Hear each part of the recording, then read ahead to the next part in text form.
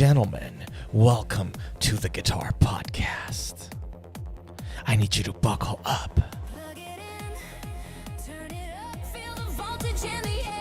We're ready to go.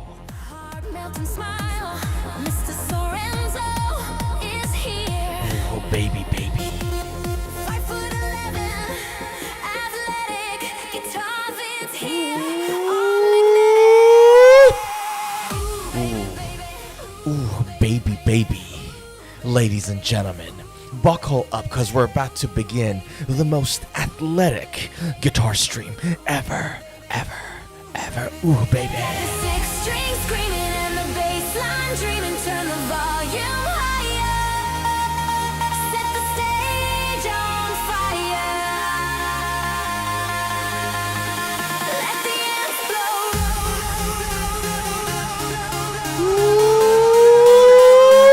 Let the night glow.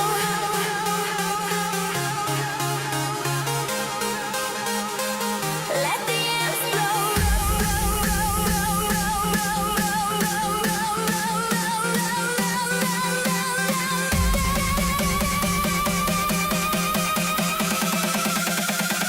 Let the night glow.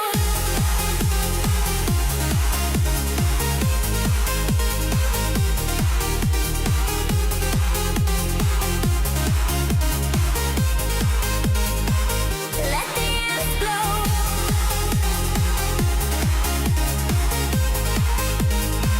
Let the night glow. Mr. Sorenzo, running the show. Ooh, baby, baby. Ooh, baby, baby.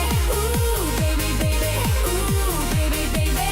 Ooh, baby, baby. Ooh, baby, baby. Ooh, baby, baby. Ooh, baby, baby.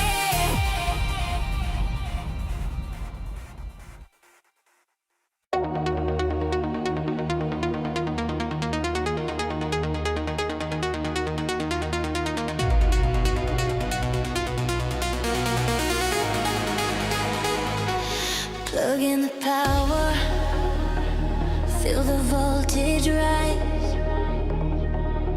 Neon lightning, sparks in my eyes.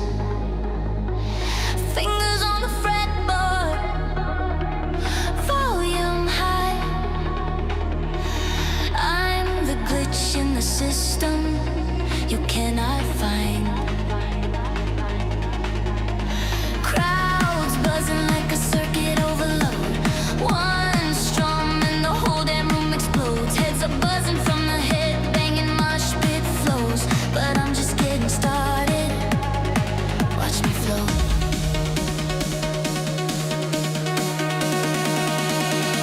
Ooh, baby, baby. Ooh, baby, baby. Ooh, baby, baby. Ooh, baby, baby.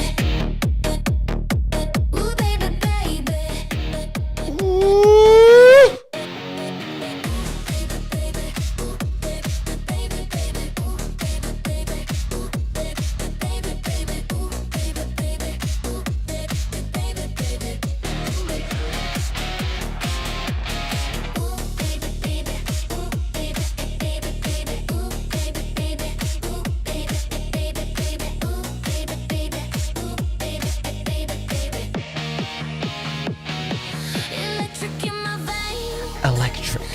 Supercharged, but I'm still unchained. Screwed plastic full. That's right. Baby, baby.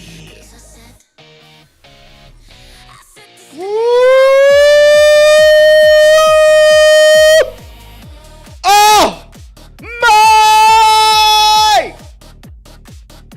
Ladies and gentlemen, welcome to the Guitar Podcast.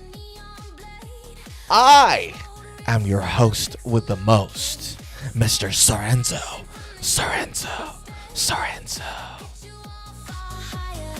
Can you feel it? Static rising, synthesizing, hypnotizing. Ooh, I am so ready to go! Ladies, gentlemen, welcome to the most athletic stream ever this weekend. I am your host with the most, Mr. Sorenzo, and I gotta tell you something. I gotta tell you something. I am in mood today. I am in the mood today because we got a kick-ass stream ahead for y'all. Like, it's an insane stream today. Because first, we're gonna be talking about the Fender lawsuit. Fender against the world. Like, these guys just went nuclear, decided to go after more like 10 plus different guitar manufacturing companies and all that. We're going to talk about that. Then, to balance things out, to balance the BS with the fun stuff, we're going to talk about one of the guitar brands that I consider the Strat killer. I mean, there's a few, but there's one of them called Suhr guitars. Athletic guitar. We're going to talk about the Suhr Classic Antique. Then, unfortunately, we're going to talk about a new Gretsch guitar that was just released this week. And the reasons I say unfortunately is because I'm not a big fan of FMIC right now. Then we're talking about Chapman's Legacy Scout guitar. And then one awesome surprise Reverend guitar at the end. So when I tell you that this stream is going to be athleticamente athletic, you know I'm telling you the truth. Shall we get the party started? Oof. I am ready to go. Let's do this. Danny Ham, thank you very much for subscribing to the channel. Antoine, you as well, thank you very much for subscribing to the channel. Ladies and gents, let's get the party started, shall we? All right, tone the music down a little. Tone it down. We're already excited. We already know what's up. Tone it down. Bring it down. Let me just play something a little bit more mellow so you guys can focus too. Like, I don't want to talk about like guitars and then you're in it like completely out of your minds. Okay, let's not do that. Here we go. Let's play something a little bit more mellow. You guys can focus a bit more. How about this? That's a bit better, no? There we go. All right. Now, you guys do let me know if the music volume is too low or too high. We can fix it as we go. But let's talk about this, shall we? Let us get le party started, as they say in France. Let's do this. Where are we? Where are we? Here we go. Here we go. All right. I'm not sure if you guys are across this or not. But if you haven't heard it, in around March, mid-March this year, Fender started this lawsuit against a Chinese manufacturing company that produced a Strat copy, right? Now, there's two things that are very special about this lawsuit that they did, and they won, by the way, because the Chinese side didn't even show up to the court, so that was a no-show. They won the decision, right? But there are two things that were really important about that decision. Number one, it was that it was in the Europe. And in Europe, because they're all one little union except Britain. Britain used to be there, but then they did the Brexit, right? But because it's EU, that legal precedent impacts the entirety of EU, right? So that's the first point of importance about that. And then the second point of importance about it was that Fender, this time around, they reportedly won the lawsuit not on the basis of trademark, but on the basis of copyright. And there's a difference, right? So I'm not an expert in commerce law and all that, but just to simplify the differences, like to explain it in a very mild and simple way, you can use trademarks for tools, for machines, for objects you use in, doing something with them, right? Copyright, think of more like art, more like a graphic, more like a painting, more like a music, right? Artwork, copyright, right? Trademark, tool, artwork is for copyright. Copyright, artwork, trademark, tool. Think of it that way, right? For over the past 70 years, right? Fender, not 70 years, maybe about 30, 40 years, right? Fender has been trying to, trademark the Strat shape, to say, all right, this is our Strat shape, like that's our body shape, that's ours now, right? And over the past 30 something years, they've been failing to do so because the Strat shape was essentially created about 7 years ago, and for the first 30 something years, they didn't care. And a whole industry was built around it, and essentially multiple times they went to the court to, take care of that trademark and own it. And the court rejected that claim on the basis of, number one, if you cared so much, why did you wait 30 years? Number two, a whole industry is built around it now. You can't just, let everybody use it for a very long time, for decades, and then as soon as they're commercially successful, you backflip and try to penalize them, right? That was essentially, there was a lot more to it, but that was like some of the reasons why. So Fender, in the US especially, has been failing to trademark the Strat shape, right? The second thing that was different about this EU situation, the lawsuit that they did against the Chinese company, was that they didn't go with trademark, they went with copyright, right? So they basically argued that the shape of the Strat was an artwork on its own, right? It was the Picasso, it was the music piece, it was an art form of its own. The Chinese side didn't show up, Fender won that case. Right? Now, this happened in March. What I'm about to tell you guys is the thing that happened this week. See, now the thing is that the reason I told you about the March legal case, the court case, was that now Fender can argue in the entirety of EU, legally can argue that their guitars are actually art pieces. Like the shape of the Strat is an art piece. It's like, again, it's a BS argument, by the way, right? Because it's like me saying that shovels are art pieces of its own. Like a shovel. Like you use a shovel to dig a hole in the ground, right? It's a tool to achieve something. It's not the hole itself. Right? Now imagine I came and argued, you know what? No, the shovel thing itself is on its own. Like, you'd be like, no, bullshit. Like, no, it's a tool to use to dig the hole. It's like saying paintbrushes. There's like a, copyright to them because paintbrushes are so beautiful. They're artistic themselves. You're like, no. You use them to create art. The painting is the thing you can copyright, not the paintbrush, right? It's exactly the same. It's like the same analogy. Fender is arguing that no, the guitar itself is the artwork, essentially, right? A mass-produced piece of thing is the artwork itself. Sure, right. So now, the thing that happened this week was that so far there was about at least 7 confirmed cases of Fender sending this cease and desist legal letter to independent companies, to some guitar manufacturing companies, right? Telling them to essentially, like, it's a very invasive, it's a very heavy-handed letter. So more often than not, with cease and desist letters, they send you something and be like, hey, stop doing it, please, or else, right? That's usually how cease and desist works, right? Stop doing this because of this, or else.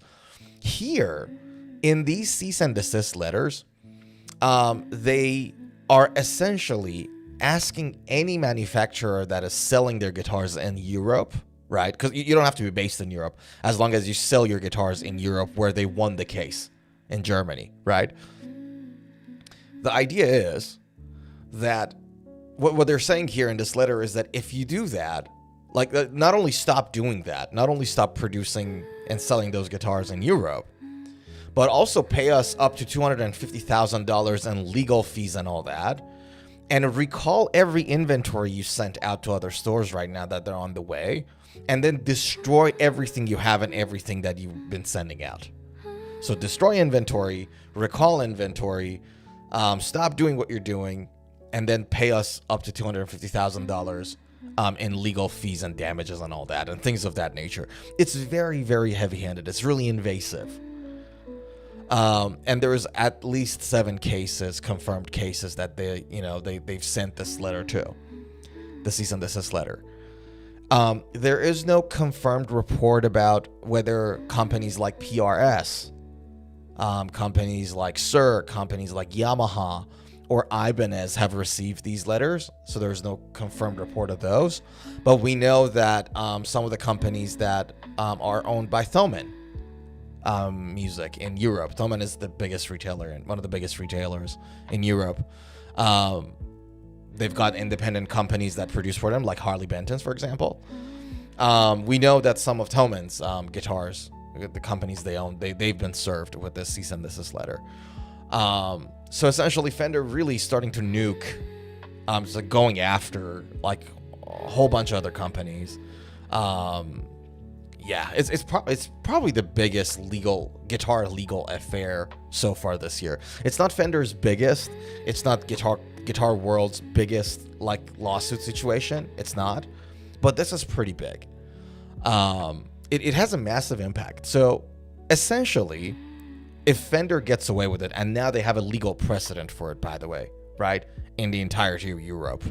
In America, their hands are tied because they've been losing their cases for trademark like back to back, right? They've lost so much in terms of like legal cases in the US. So US is a little different. But in the EU, they have now the legal precedent to stop anybody from selling Strat-shaped guitars in the EU. Now, how many companies do it? PRS, Yamaha, Ibanez, Kiesel, Strat is like ubiquitous. Double cut Strat shape is like the electric guitar shape, right? It's like probably the most common shape. They can go after them in Europe now, right? And they have a legal precedent for it, so that's really dangerous. Now, I told you all of this to bring the point home here. I shared an Instagram story about this yesterday. I shared an Instagram story about this yesterday saying the same thing. And usually when you do these kind of things, there's always some Fender, heavy-duty Fender fans that would come in and just like be like, good for Fender, screw everybody else, like whatever. Just before you guys, like if you have that in mind, before saying it, right, just keep in mind, just consider this scenario for a second. So let's just assume that Fender gets away with this. In Europe, let's just say they win the same thing in America, in Australia, Oceania, like Australia, New Zealand, and Asia, everywhere, right? Let's just say this is how it's going to be. Fender wins these cases, and now only Fender can produce Strat-shaped guitars.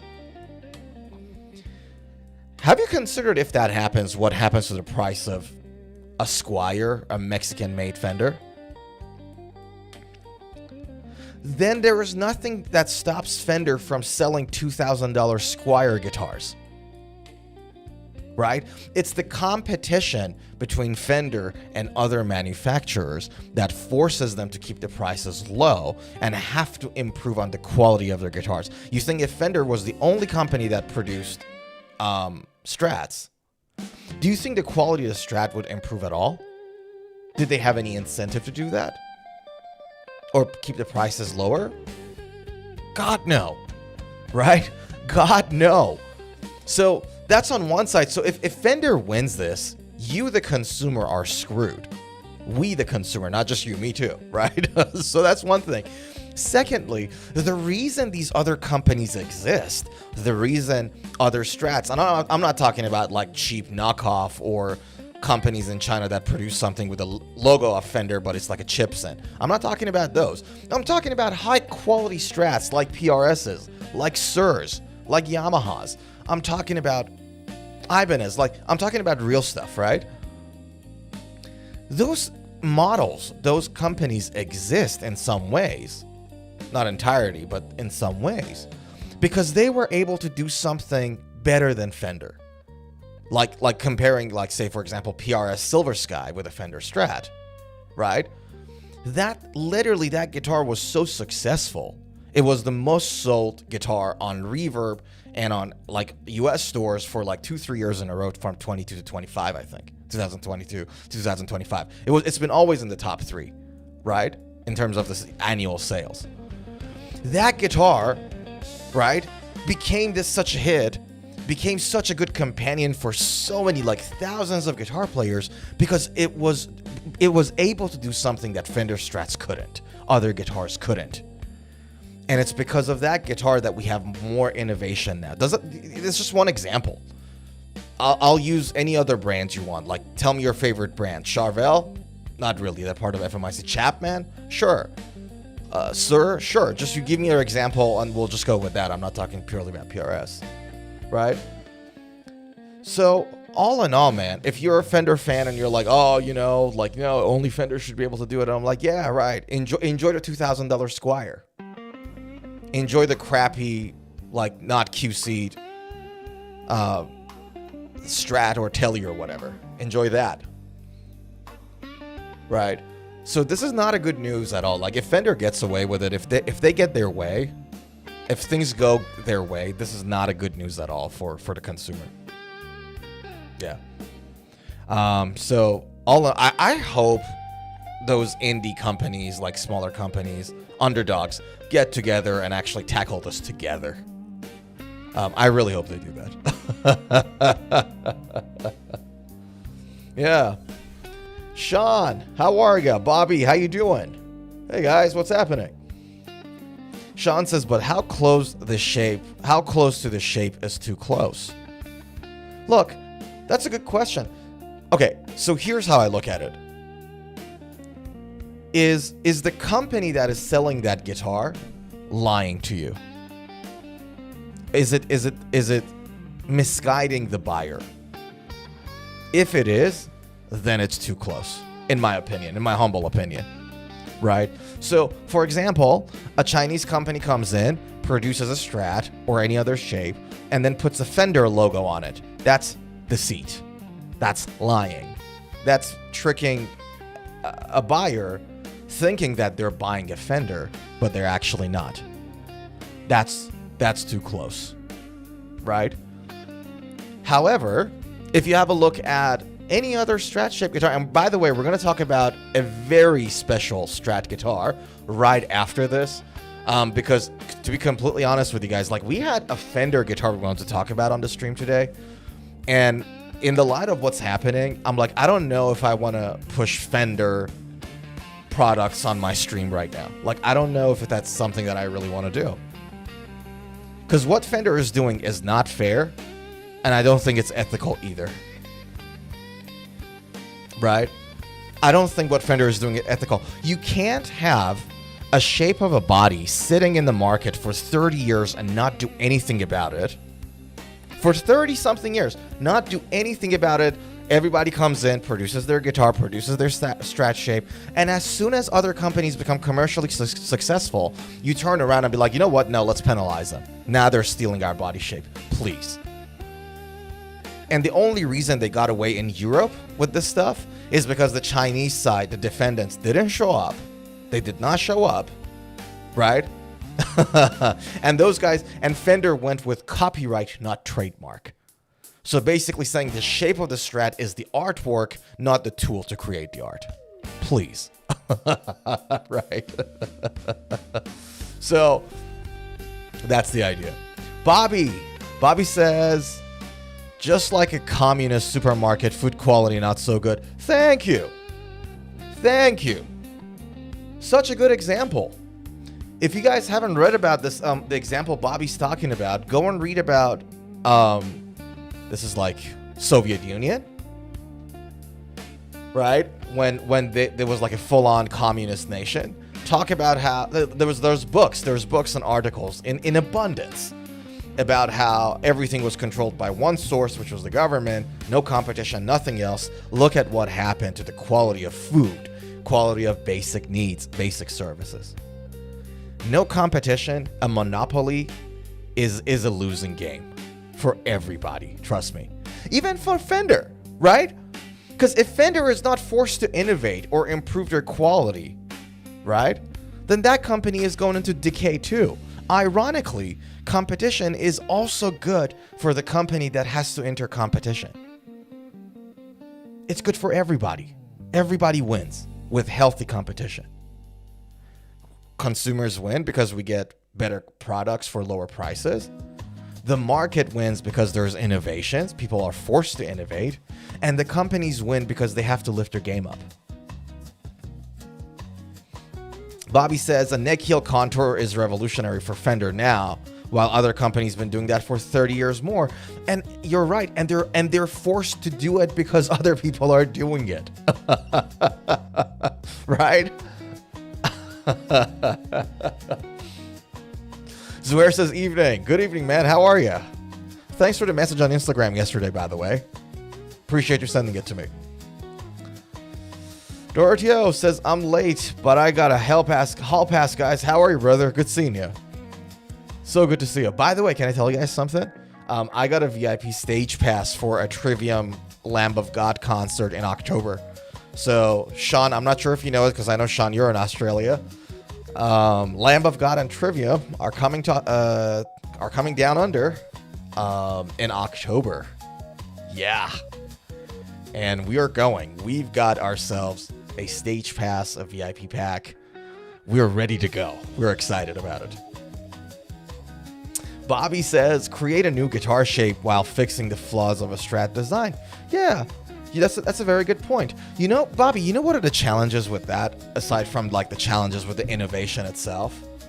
One of the challenges with it is that us guitar buyers are conservative buyers. Right? We don't like new things. We like the familiar stuff. That's why the Strat, the Tele, the Les Paul, the SG, those shapes are hardly changed, and more people are like creating like copies as opposed to creating like new stuff on top of it. You know what I mean? We as buyers are incentivizing those companies, because if all of us, if the community of guitar buyers, you know, all of us, right, went out and be like, you know what? No, unless a company does something new, I'm not buying it. Right? Then you would see like new things everywhere, right? But because all of us are so conservative in our buying habits, right? The companies are incentivized not to, you know, they're optimizing for rinse and repeats. So I think that's one of like the biggest hurdles. It's not so much the, right? So the companies are forced to create something new but familiar.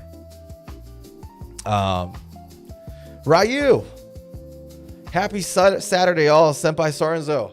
Happy Saturday, pal. How are ya? O genki desu ka? Sean says, I agree with the thought that if a company appears to be misleading, then fair enough. Otherwise, I don't think they can complain. Yeah, 100%. Ryu says, can't sue China, but you can the little guy. So well said. It didn't even occur to me. So well said. The Chinese guys didn't even care to show up at the court, and there's nothing you can do about them, but you go after the little guy. So well said. So well said. Funny, no? Like the Chinese guys didn't even care. Because this is what's going to happen, right? And it's not like they didn't care because whatever. Because they don't have a brand to protect, right? So you're a Chinese manufacturing company that you create copies, and they sue you. You know what you're going to do? Don't even get out of that plant that you're working in. Don't even change the workshop or whatever or staff. Just change the logo and the name of the business. You can do it in one day. And then you keep doing what you're doing, right? And so the question is like, who's going to win? Fender? How many times can they go to court? Chinese company? How many times can they change their name and logo? So no, there's the Chinese guys, the knockoff makers are doing just fine.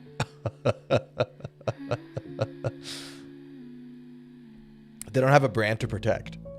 Sean says the Chinese companies don't care. Most of their sales will be online, and they won't stop making whatever the market wants, cease and desist or not. 100% agree with you. On the money. On the money. Suhr says, welcome, Sorenzo. Thank you, sir. Bobby says, if they let a body shape be popular for many years, then suit a popular design. It's like setting a legal money-making trap against other companies. Exactly right. That's one of the main arguments. You said it so well. Like, I like how you said it simply. Like, you can't let it roll for 30-something years and don't do anything about it, forget about it, and then come back and, yeah. Sean says, even the notorious lawsuit guitars never went to court. Yeah. I don't know, man. You know what's so sad? Like, I've been thinking about the thing that I find a little depressing is that how often now, because Fender and Gibson are the two biggest players, right? Fender and Gibson are like not exactly the same, but kind of similar to Pepsi and Coke of the soda market, right? Pepsi and Coke are the biggest players in the soda market. They're the most known and established brands. And kind of like, you know, Fender and Gibson, right? Not to that degree, but you get the idea, right? And more often than not, their names are involved in, like every time we talk about them, more often than not, we're talking about some lawsuit that they're doing, like something messy, as opposed to, oh my God, like look at new guitars that they do and how awesome they are and how unique they are, right? With Gibson, you guys remember we talked about Epiphone Futura like 3-4 streams ago?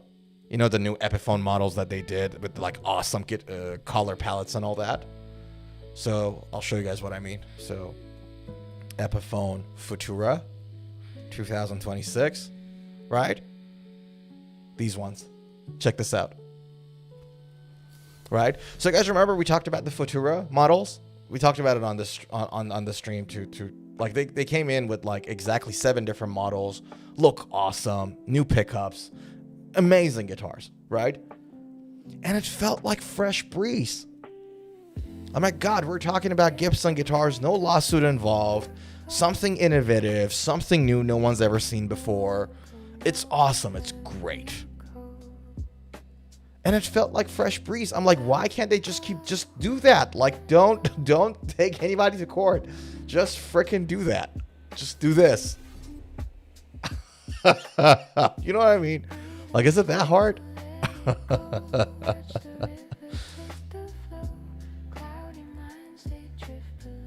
Bobby. Bobby says, which one do you like more now? The authentic Gibson legal cases or Fender Strat legal cases? Bobby, I love this. Shall we, guys? Let's do a poll. Let's do a poll of everyone in the audience. If you guys are watching and not chatting, you can contribute to this poll.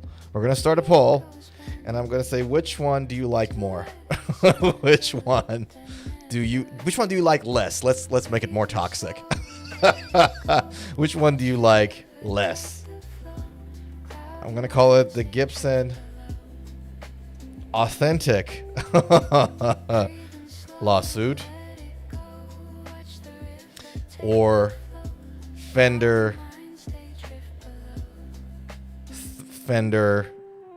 40 year late legal schmuckle. We're gonna call it schmuckle. Here you go. Schmuckle. Okay, maybe we just go K, not CK. There we go. And start a poll. Poll starting now. Ladies and gents, you can see the poll in the chat now. Please contribute. Cast your votes. Democracy wins at the end of the day. So let's do this.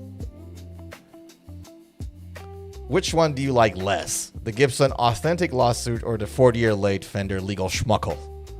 Because it's not a lawsuit yet. They're just sending out cease and desist letters. But it's a schmuckle. So you can cast your votes. There's 2 votes in, 3 votes in. Guys, we need more votes. Please cast your votes. Don't be shy. If you're watching and not chatting, that's okay. Stop that skittish behavior. And if you don't want to chat, that's fine. Cast your vote. 4 votes in. Thank you very much, ladies and gents. We will stop the votes on the poll in 60 seconds. 30 seconds. Okay, so countdown timer All right, let's go. We're going to do 30 seconds. And boom. Is that 30 minutes? No, it's 30 seconds.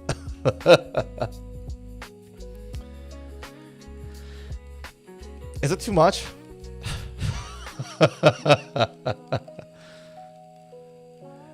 There's really split decisions going on here, man. We need a tiebreaker. This is becoming I have a feeling we went with 29 minutes, not 29 seconds.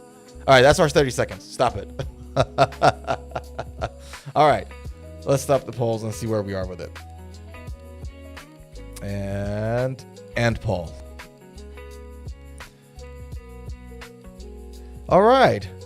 So which one do you like less? So people like the Gibson Authentic lawsuit less. And were a little bit more favorable towards Fender's 40-year Authentic legal schmuckle. What a vote. Yo, Killa just came in. You were the tiebreaker, weren't you?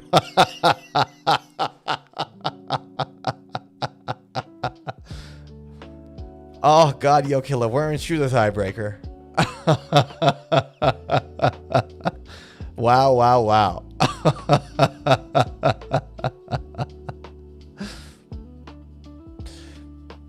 Sean says the Gibson Authentic lawsuit claims birth new Ibanez design, so that was great. Oh, well, there we go.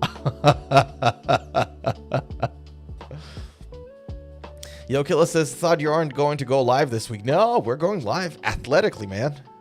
We are going live. So this slot, I genuinely do my best, even when I'm like not like physically well, if I'm on like sick or something. I still do my best to do at least once a week. Like this time slot is there to stay. And if I can chuck in a bit more, I will.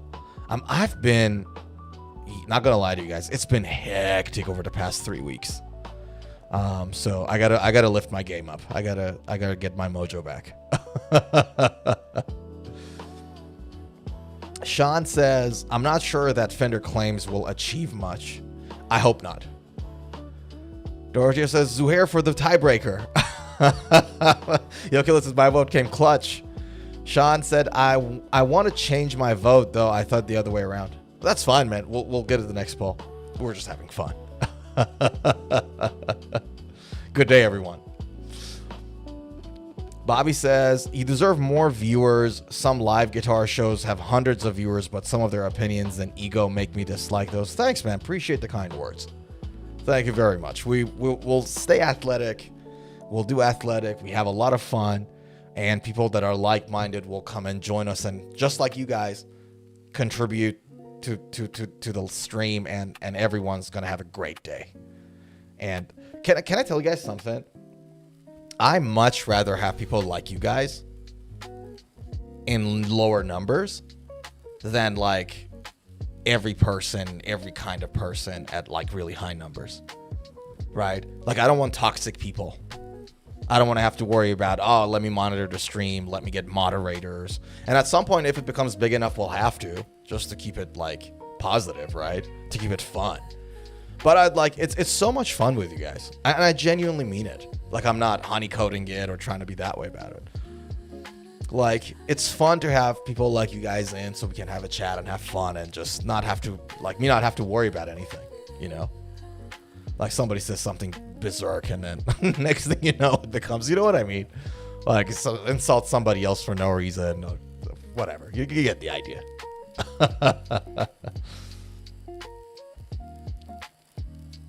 Sean says, Mr. Sorenzo likes the low numbers because you can actually follow the chat. Yeah, but I can't read, okay?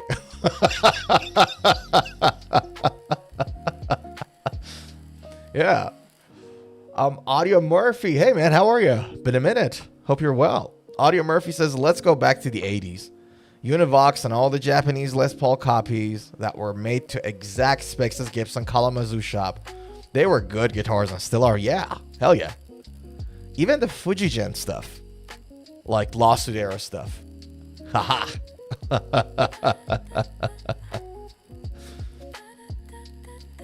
Yeah. Yo, Killa says, I agree, Bobby. Mr. Sorenzo's passion and research alone beats at least 90% of the creators out there. Oh, man, you guys are making me, like, sweat now. Thank you. Appreciate you guys. I hope there would be a day that you can't even read my comments anymore. Appreciate you, man. You guys are making a man blush. Don't do it. Stop.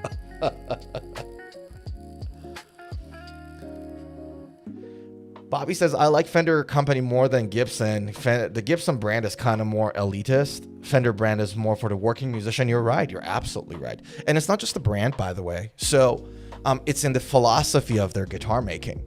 So if you compare some of the paradigms and the thought processes behind Gibson guitar making paradigm and the Fenders, you realize that the Fender one is actually supposed to be more streamlined, more easier to fix, more easier to maintain, cheaper, and things of that nature. Like, I like to think about Fender Strat like the Volkswagen.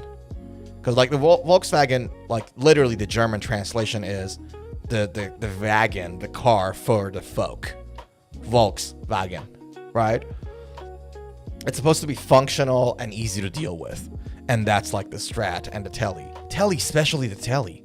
So when Leo Fender was designing the Telecaster, like, the main consideration was easy to produce, easy to maintain, cheap to produce and maintain, and easy to look after. That's why the Telecaster has a slabby body, unlike the Strat that has the carve. That's why the guitars have bolt-on necks. You can just screw it and you're good. You don't have to worry about, like, you can just replace the neck if you need to easily, right? You have a straight neck, like a headstock, not an angled one like a Gibson. And then if there's any issues with the string popping out of the nut, you just fix it by screwing on a string tree.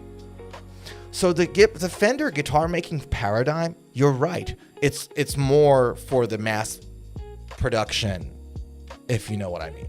So you're very correct to point that out. It's not just in their brand, but it's in the philosophy behind the build of the guitars. That's a beautiful point you brought up. Bobby says, Japanese artisans are very good woodworkers. You're right. Artisans have high attention to detail. Japanese culture, take it from a person who was born in Japan, is very, very, like, has a high attention to detail. And the work culture in Japan is unforgiving, by the way. Like, you guys have to go there and work there to just get an idea of it. But the work culture in Japan is very unforgiving, very strict. And culturally, the Japanese are very, very perfectionist in their crafts. And that's the reason why the guitars are so awesome. Like, made in Japan guitars have got their own, reputation. But the attention to detail is insane in everything, not just guitar, man. Like, if you guys ever go to Japan, watch there's no longer people, there's robots that are cleaning the toilets now. But just like if you're in an airport or something and you see a cleaner, just don't stare at him. In Japan, it's like people pick that up really, like, weirdly. Like, don't go and, like, look at him just like that. But just secretly from the corner of your eyes, just have a look at how they work. Right? These days it's like robots now. Like, there's a lot of robot machines with smiley LEDs, roam around and all that. Yeah. Yo, Killa says, it's just that Gibson will not go away from nitro finish, which I love. Yeah. Nitro finishes are good. Look, Killa, PRS is doing, not just PRS, there's other companies too, but they're doing this new form of using nitro that doesn't yellow as much, and it also doesn't crack as much. But I like the yellowing too, to be fully honest with you. But essentially what they're doing, and this is not just PRS, other companies that are doing modern ways of using nitro, what they're doing is that they use like a primer, like a base layer, a base coat of a material called cab. And cab doesn't react with nitro layer and doesn't react with the wood layer, and is very UV resistant. It doesn't change color or chemical mix when you put UV in front of it, right? Like when you hit it with the UV. So you have that base layer of cab, B, it stands for cellulose acetate butyrate. I think that's what it stands for. And then on top of that, you put a nitro layer, which has elastomers in it. So it's a little different again. So then that elastomer, plastic elastomer, right? That elastomer thingy in a nitro make it a little bit more plasticky, so it's less likely to break. So when you apply it this way, you get less of the yellowing and you get less of the breakage. Yeah.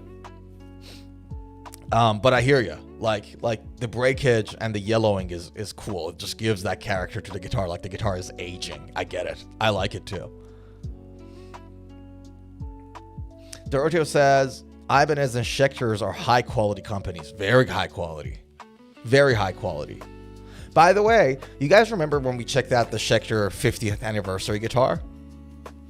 If you guys weren't on the stream, I'll show you guys. Schecter 50th anniversary. It's like a super Strat with 3 pickups. It's this. Here we go. It's this guitar.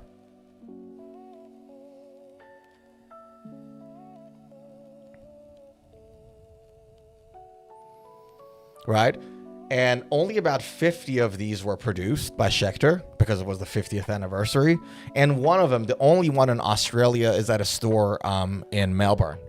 In Melbourne. Yeah. And I saw it, Sean. I was like, oh my. So this is like 8,000 US dollars, 8,700 USD. And that store in Melbourne is selling it for 10,000 Australian. I'm like, yeah, that's expensive. Nope. Too pricey. But it's an insane guitar. We covered the specs and everything. And there's like 50 of them only made. So it was fun to see it. Yeah. Bobby says, in early days, Fender company thought when you wear down the frets in the guitar, you just unbolt and replace the neck. But of course, that did not happen. Yeah. Well, Bobby, right now, you can actually do it.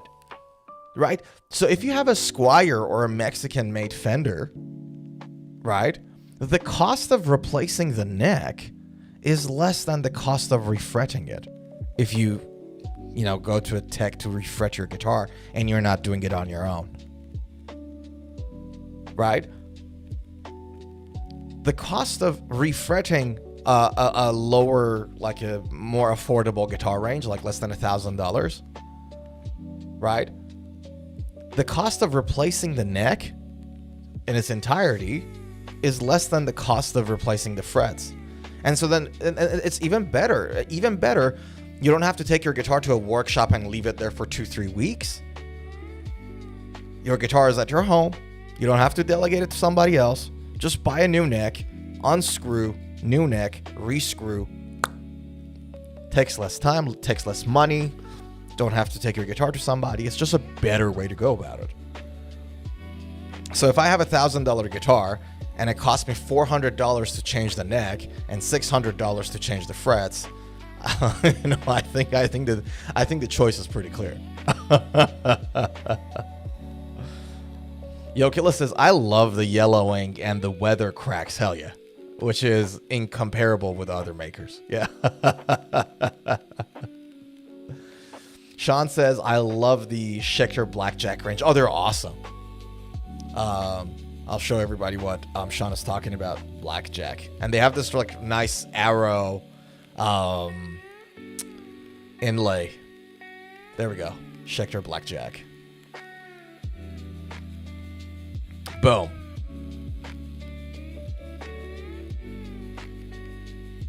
Where is it? That's not a good photo. There we go. That's a better photo. That's the Blackjack.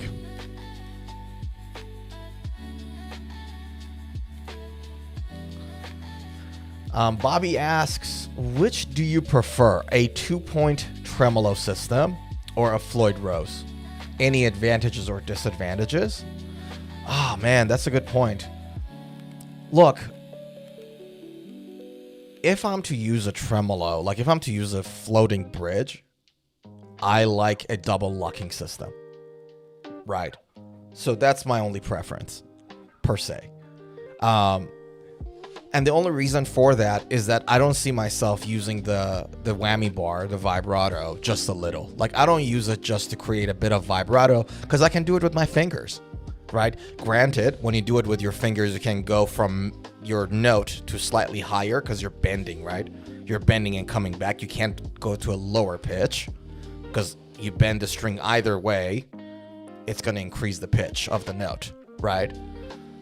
So, granted, but for like a little bit of a vibrato, I'll just use my fingers. It's only for bigger movements that I would use the whammy bar. And if you want to do bigger movements with a floating bridge that is not double lucking, you have a good chance of getting your guitar out of tune. Right? That's why the double lucking system exists. It allows you to do full-on maneuvers without having to like worry that much about losing your tuning significantly. So I'll go with that. As far as my favorites, I like Floyd Rose's and Schaller's really well. I personally found that I like old Schaller's, American-made Schaller's, or the German-made. Those ones, there's one of them that I like really, really connected with. So yeah, either like original Floyd Roses or one of those old American-made Schaller's are really good. Yeah, to be honest with you, more like these days, like I'm so inclined towards just fixed bridge guitars. Like more and more, like the last guitar I bought, the Strandberg, I made sure that it has a fixed bridge because I don't want to spend too much time setting up my guitars. Like, it's fun some days, but some days it's just not. And if you want to set up your guitar properly, so talking about, you tune your guitar, you set the relief, with your truss rod, and then you set the action, and then you intonate, and then if there's any issues with the nuts, like that's the steps in the same order that I just said that you take to set up your guitar professionally, right? So tune, relief, action, intonation, nut, and then that's it. So that's the steps. It takes a longer time if you have a guitar that has a floating bridge. So it just saves me time and hassle. And if it's out of tune, I can just quickly, tune, da-da-da, good, let's play. Yeah. So that's the idea.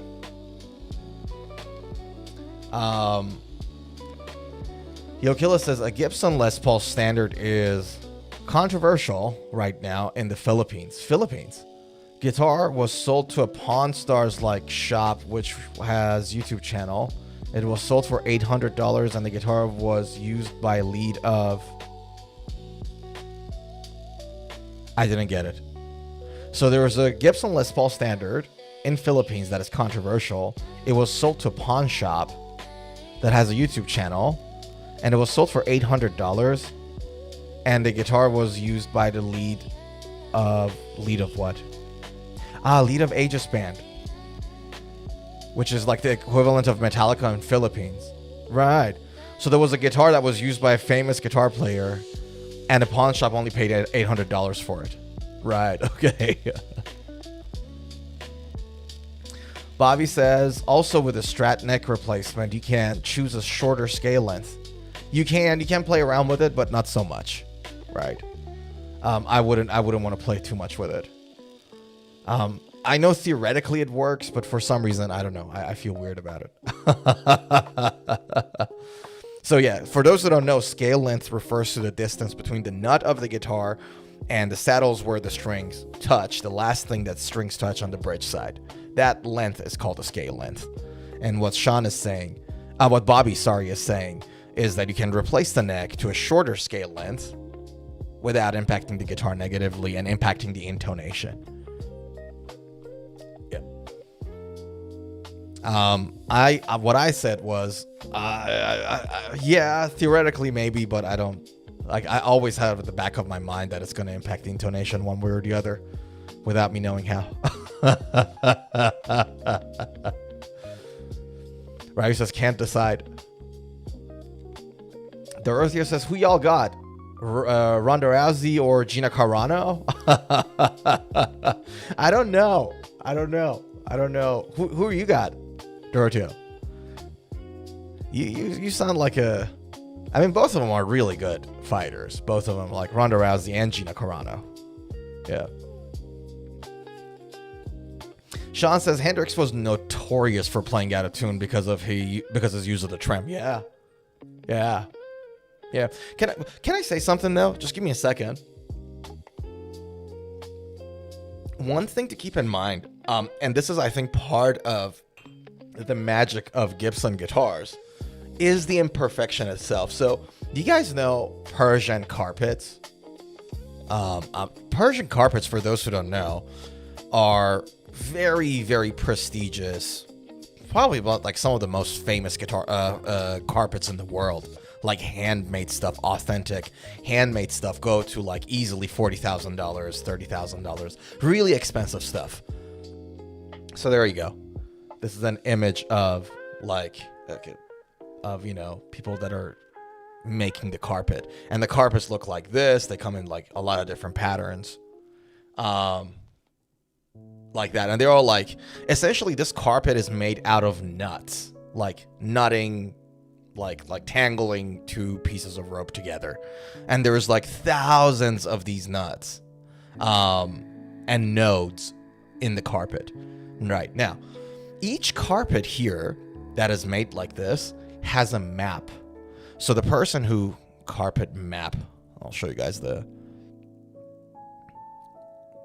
No, not that map. That's the map of the country. Carpet guide map.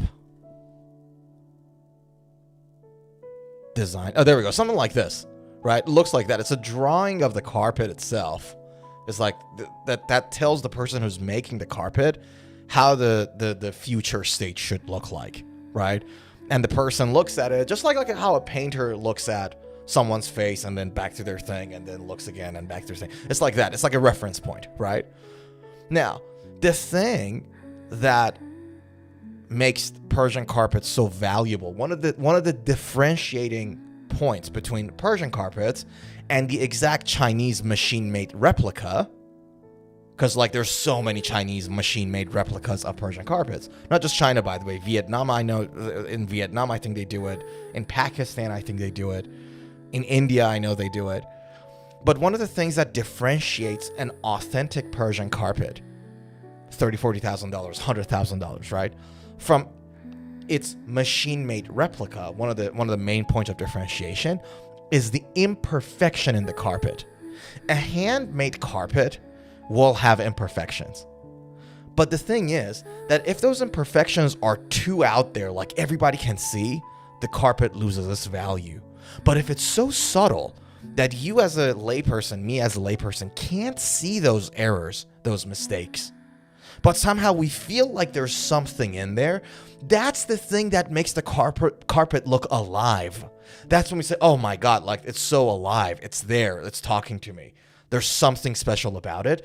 That's where the specialness comes from. See what I'm going there? Like, see what I'm talking about here? So if the imperfection is too big and noticeable, it reduces the value of the carpet. But if it's so subtle that you feel like, all right, there's something in there, but I can't put my finger on it, that's when you say, oh, the carpet is alive. Like, that's a good thing. The imperfection is a value add to the carpet, not the other way around. And those imperfections can be, this angle might not be exactly 90. This flower here might be a little bit, different, not exactly symmetrical to this flower because it's supposed to be symmetrical, right? Like that.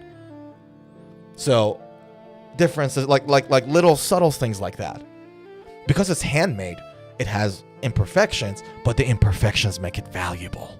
And I think, personally, that's just a humble opinion, I think that for Gibson is exactly like that.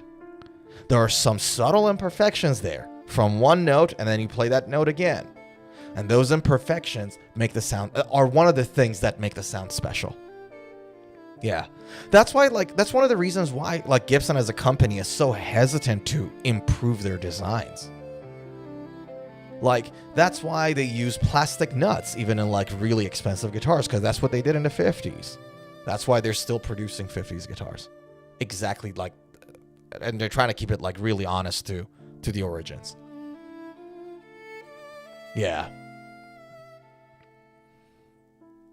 Ryu says, hard to chat when it's crowded and chat moves like lightning.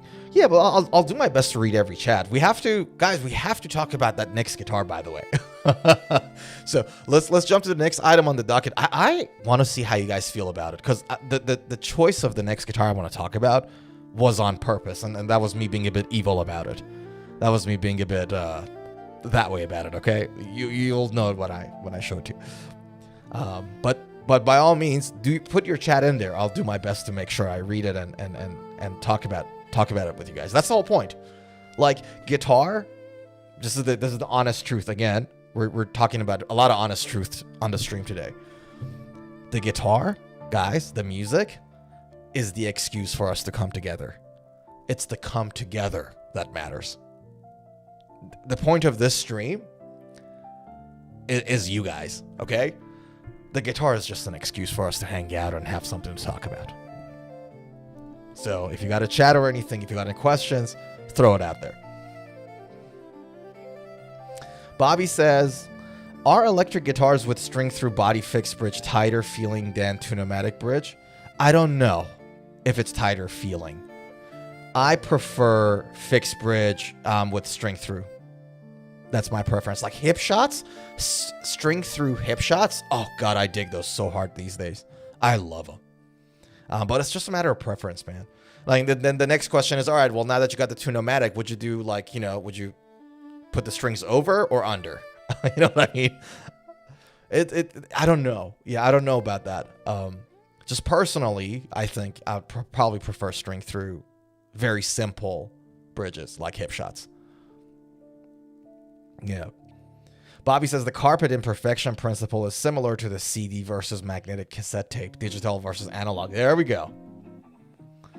Ryu says Fender neck is 600-ish. Okay, how much is a refret these days in Florida? I thought you were in Florida, right, Ryu? I'll Google how much is a guitar. Let's just say stainless steel refret cost in Florida. AI mode. Okay, so according to AI, this is Gemini, Google AI. A stainless steel guitar refret in Florida typically costs between $400 to $750. Nickel silver is cheaper. Luthier's charge a $75 to $200 premium for stainless steel. Right. Now, what's the cost? What's the cost of Mexican-made Fender neck?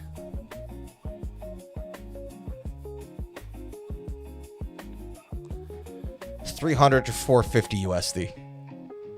So make your mind up. Yeah.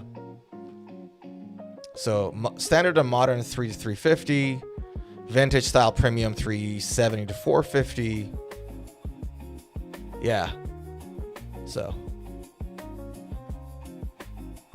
there we go. But Sean says, yeah, it's a little stuff that matters, like being showered in Joe's sweat during When You Make It to the Stage in Def Leppard concert.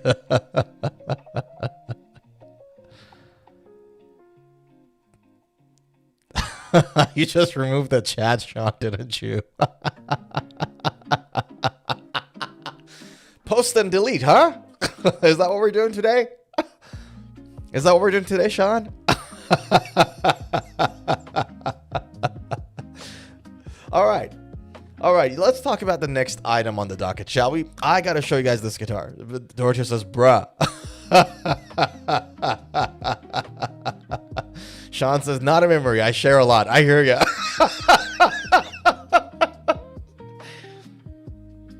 Plausible deniability.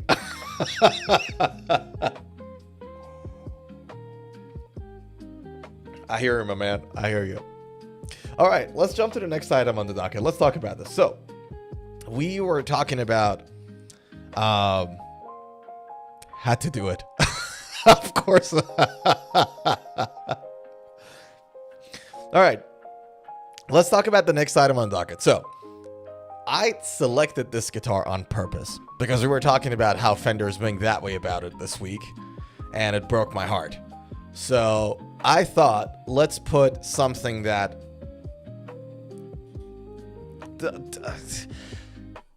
in my humble opinion, in some aspects, it does a better job than Fender in producing Strats. In some aspects, like every aspect, but some aspects, right? Fenders are great still. So, let us talk about Suhr guitars, shall we? Suhr, so guys, you might have heard of the name Suhr. This is named after John Suhr. John Suhr is the founder of Suhr guitars. So the guy was actually born in Denmark. He's hence the surname, right? Suhr. He was born in Denmark. He was a master luthier in Fender's custom shop. He was a senior master luthier in Fender's custom shop. Wanted to control every detail of the guitar making. So in late 90s, you know, he left the custom shop, Fender custom shop, and then partnered up with somebody else, and they did John Suhr, like Suhr guitars. And then since then, they've been doing, you know, they really increased the size of the operation. What is that, like more than 100 employees now in their workshop? So it's fantastic. It's so good to see. You know, they're doing well. The guitars are boutique high quality. The pickups are insane good. And I'm saying it from experience, having, you know, 2 Suhr pickups in my new Strandberg, which in all sincerity, they sing. So I thought Suhr would be a very good guitar brand to talk about, because I really think they do a great job at Strats. And they're always been high quality. Like, you don't hear much about Suhr's quality issues, right?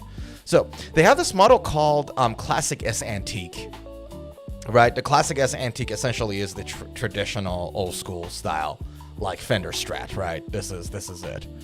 And by the way, this color reminds me of what's his face? Stratocaster. Oh God. Come on, man. How is it that I don't even remember his name? Stratocaster. I throw my picks every time they... Yngwie Malmsteen. Right? This is like a color of Yngwie Malmsteen Strat. Like, looks very similar to that. And I saw it. I'm like, my. Right?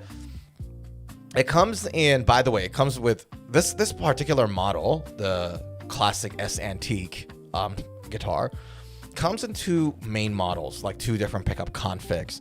One is 3 single coils, or a humbucker in the bridge and then 2 single coils after, right? Now, the thing you got to understand about these single coils when it comes to Suhr guitars, Suhr pickups overall, one of the things that Suhr guitar is very, very known for in the pickup communities, pickup making community, is that in 2005, Suhr patented this pickup called a silent single coil system, right? And essentially, a silent single coil system is a single coil where you have a dummy coil at the bottom, like under. So you got like the top coil that everybody can see, and then you have a dummy coil under it. And that dummy coil under it is responsible to get rid of the 60 cycle hum, essentially the hum that single coils are so notorious for. So in 2005, he actually patented that and started using it in his guitars, which was like a very big thing, because now you get this really awesome, you know, sound of a single coil, the brightness of a single coil minus the hum, right? Which is now, it's like a standard on like a lot of the models. The second thing that was really big back in the day, they were one of the maybe first people that started using stainless steel frets on their guitar, right? Which, you know, again, for those who don't know, stainless steel frets rather, obviously are indestructible, like as close as it gets, so they last a very long time. But if they're polished, and taking care of, like your basic taking care of things, right? Basic maintenance. They're always so glassy smooth, like when you move your strings on top of them and all that. And they were one of the first group of people that used that.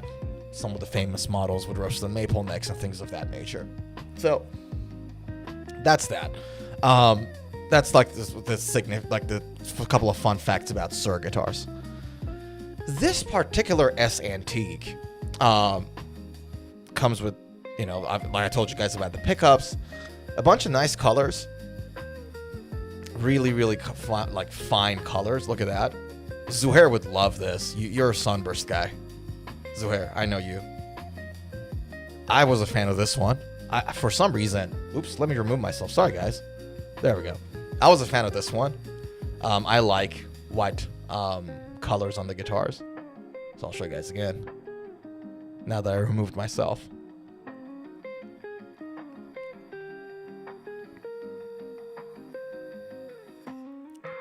Sonic Blue. This was nice too, no? And then you get them with, you know, maple or Indian rosewood. Now, the guitar is pricey. It's freaking like $4,000. It's $3,800. But let's see if we can have a listen to this baby before we talk about the specs. So let me pause the music. And let's have a listen to this guitar a little bit. See what this guitar is about, shall we? And all right, hold on. Hoop, there we go. Let me give you guys some volume. All right, there we go.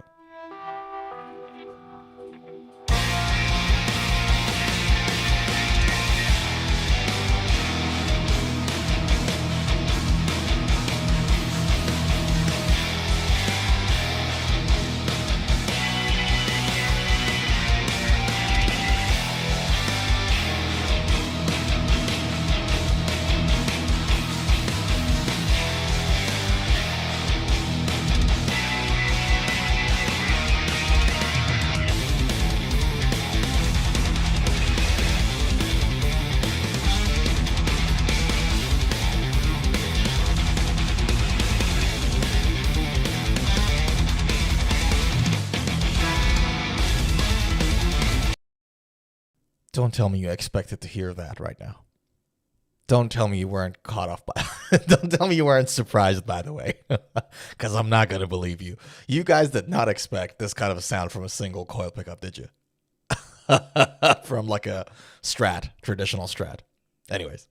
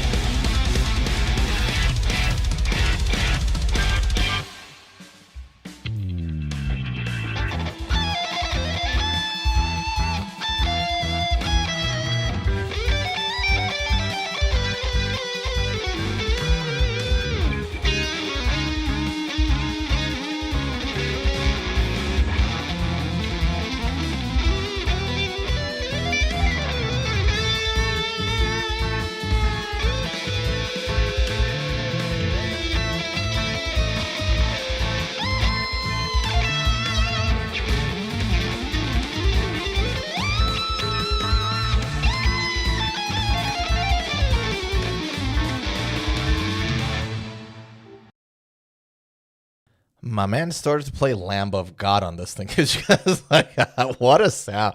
Like, it's so good. I love the fact that, like, the guy just goes on and you know, like, you don't expect this from an antique sounding guitar. Like, you don't see them doing that. So, but they did it, and I love that. And I love them for it. So, but that's the guitar, and then it's pretty versatile. Like, you can do things with it, which is always a good thing. All right, now before we go through the specs, there was a couple of chats there. Somebody said Asado, Mateos Asado. Who said it? Yo Killa said it. When I see Suhr, I hear Asado. Yeah, right? Like he was because he's with Fender now. But up until like last year, he was with Suhr for 15 something years. And, you know, that's what a lot of people think about when they hear Suhr. Yeah, that's a good point. Killa says, is that any way near the Fender's noiseless? I don't know that, dude. I don't know the answer to that. Audio says, 3 reason I purchased Eastman T486. Stainless steel, ebony fingerboard, quality craftsmanship. Love it. The Roger says, hard and heavy. Speaker made a difference in amp too. Huge differences. Killa says, not a headbanger. Ryu says, does the handmade rug sound better? Depends. What kind of sounds are we talking about?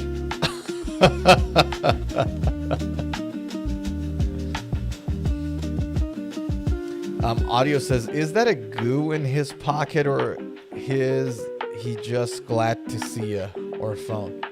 Goo? Mine? Is that a gun in his pocket? My pocket? I am unarmed. I'm here peacefully. Are you talking about me or that guy? No way he had it, like, no way he was carrying. Impossible. No, man, it's just a phone. Like, imagine John Suhr guitar. The guy who's playing the guitar like an antique Strat. Is a concealed carrier. Imagine. That would have been hilarious. That would have been hilarious. Like, oh my god, look at that 9mm.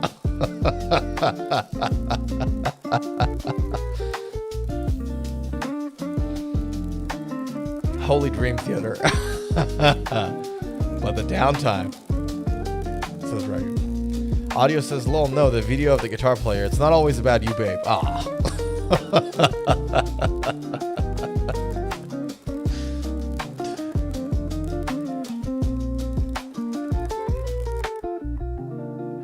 Killa says, he don't have a gun, though. Mr. Sorenzo's always loaded. Yes, sir. Hell yeah. Damn right. This is the thing about the guitar player community. Let's be honest here. We are athletic, right? Because tell you, this is the truth, man. A lot of people go through life not knowing what they love, not knowing what they want to do. It's just go there, clock, punch time, and come back home, and that's it. And then you have the guitar community.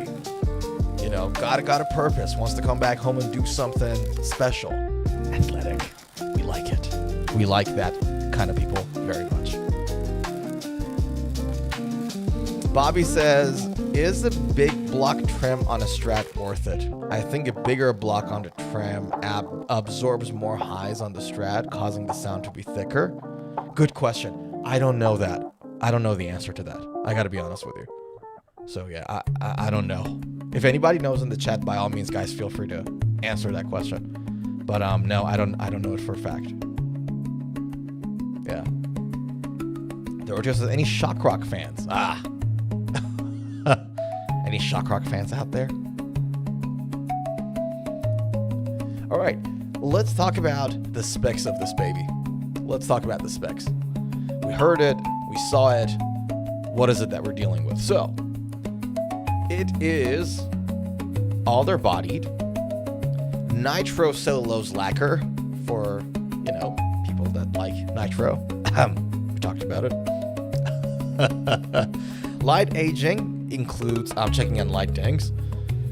And the pickguard is a 3-ply parchment pickguard. I have no idea what that is. All right. Extra tinted maple neck. Indian rosewood or tinted maple. 60s C vintage medium. So we're talking about what? What's that in millimeters? Inch to millimeter. That's the thing with guitars, right? Like some things are in inches, some of them. Okay, so 21 mils on the first fret. So that's like medium. That's like medium to like thin. Like it's halfway, but more close to the thinner side. Okay. And then what about the 12th fret? 24. Okay, it gets thicker though. So it starts 21, but it goes to 24. Okay. So it does go a little thicker when you go to higher registers. 9 inches to 12 inches compound. Medium stainless steel frets. Comes with tusk nut, nitrocellulose lacquer again on the neck, and light aging. Electronics. V63 single coils on all 3, or the SSV humbucker. By the way, guys, SSV humbucker, it's talking about, if you guys got your hand on the SSV Plus humbucker, I highly recommend it on the bridge. It's awesome. It's insane. I'll put it in the chat for you guys. Like, hear the sound of it. I have it on my Strandberg, and it sings. I'm so impressed with it. That's the pickup. SSV Plus. And it's on the bridge side. If you got your hand on any, like if you know any store that has a guitar with that on the bridge, check it out. It's a very interesting pickup. Very, very clear, very bright, sings. That's like the best way to put it. Suhr's locking tuning machines with a 2-post tremolo with steel block, chrome colored, and then comes with a premium softshell case. So there we go, man. That's the Fender killer. I didn't say that. I did not say that. No, but that's again, it's a very pricey guitar, no questions about it. But like, how much is you guys? Do you know how much is the Pro?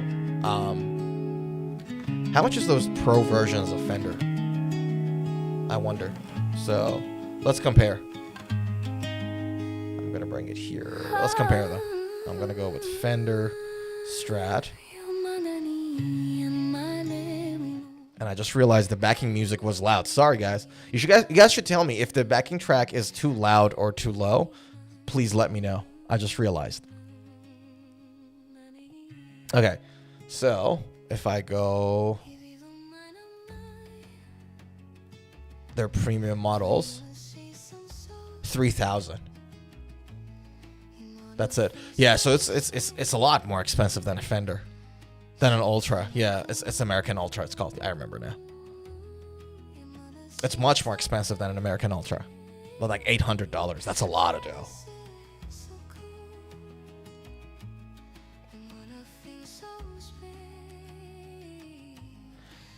Audio Murphy says, is this a paid infomercial? No, it's not, sir. No, it's not.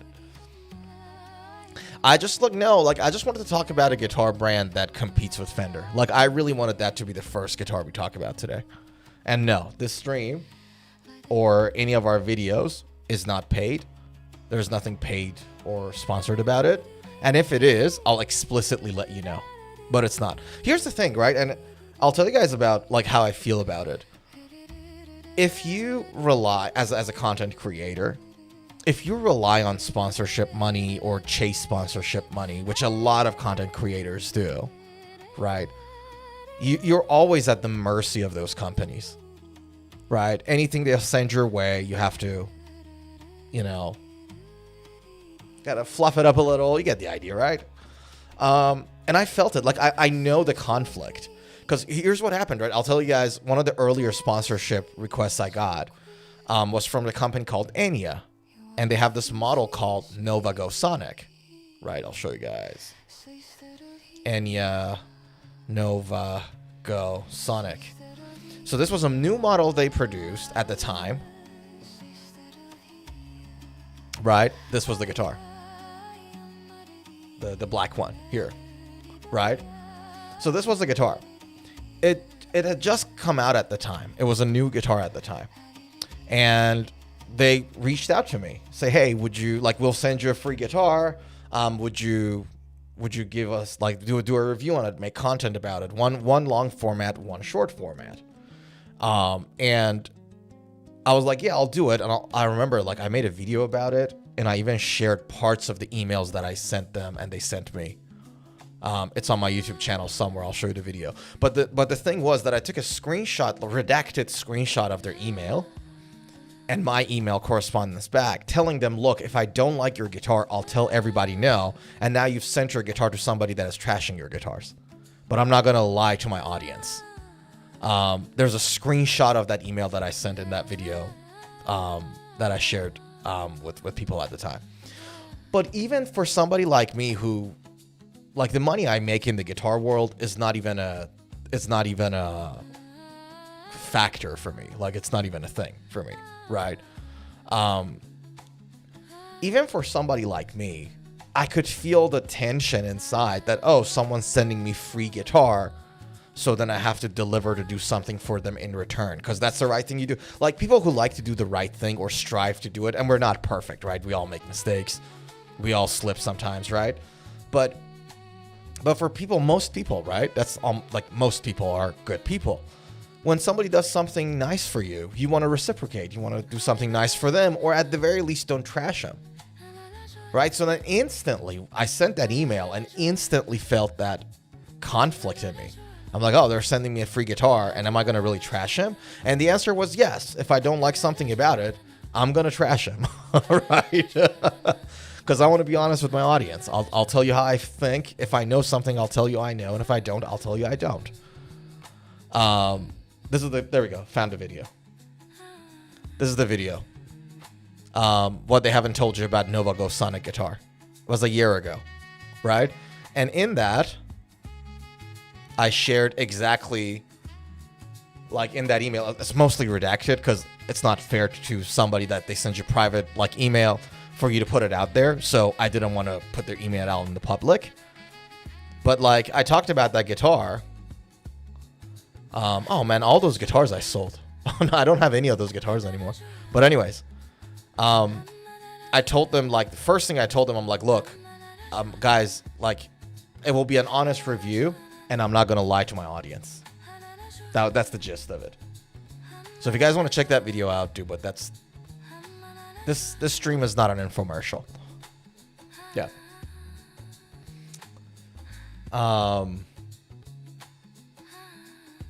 Audio says, but they sent free stuff. Yeah. Bobby says, to increase the price, they should have said hand-selected all their body, hand-matched USA-made capacitors, master wound vintage specific. Yes, you're right. There's a lot of way to butter that thing, isn't it? There's a lot of ways to hype something like that. You're right. So there you have it, folks.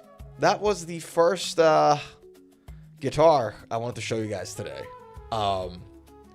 Who's ready for the next? Who is ready for the next dose of electric guitar? Can I tell you guys something? This guitar came out this week, the one that I'm about to show you. And I was surprised when it came out. Now, I was hesitant to show this guitar to you, because this guitar is part of the Fender family. And again, I'm not a fan of Fender this week. I'm angry with them. All right. But this is a company that is owned by FMIC, Fender's mother company, Fender Musical Instruments Corporation. This company is owned by FMIC, like Jackson, like Charvel, like Bigsby, right? But I thought it was an interesting guitar. Shall we check it out together? Shall we check it out together? Audio says, even if it was sponsored, it's all cool. Appreciate you. If it is, look, if it is, that's my promise to you guys. If something is sponsored and I'm paid to say something, very unlikely to happen, right? I'll tell you what I think. That's my promise. But if it's sponsored, you'll be the first to know. Yeah. Like, you know, let's do this the right way. All right, let's talk about it. You guys know Gretsch. Everybody say Gretsch. Just say Gretsch, because that's how that name sounds like to me. I don't know why. Every time I see it, like, I'm like, why couldn't we just use an SH at the end of the brand name? Oops, wrong camera. Gretsch. All right, Gretsch came with this new baritone guitar. And we talked about baritone guitars over the past couple of weeks a lot, didn't we? Gretsch, who, you know, everybody knows Gretsch for the Falcons, for the traditional hollow body guitars. Like when somebody says Gretsch, right, you don't think about like this, right? You think about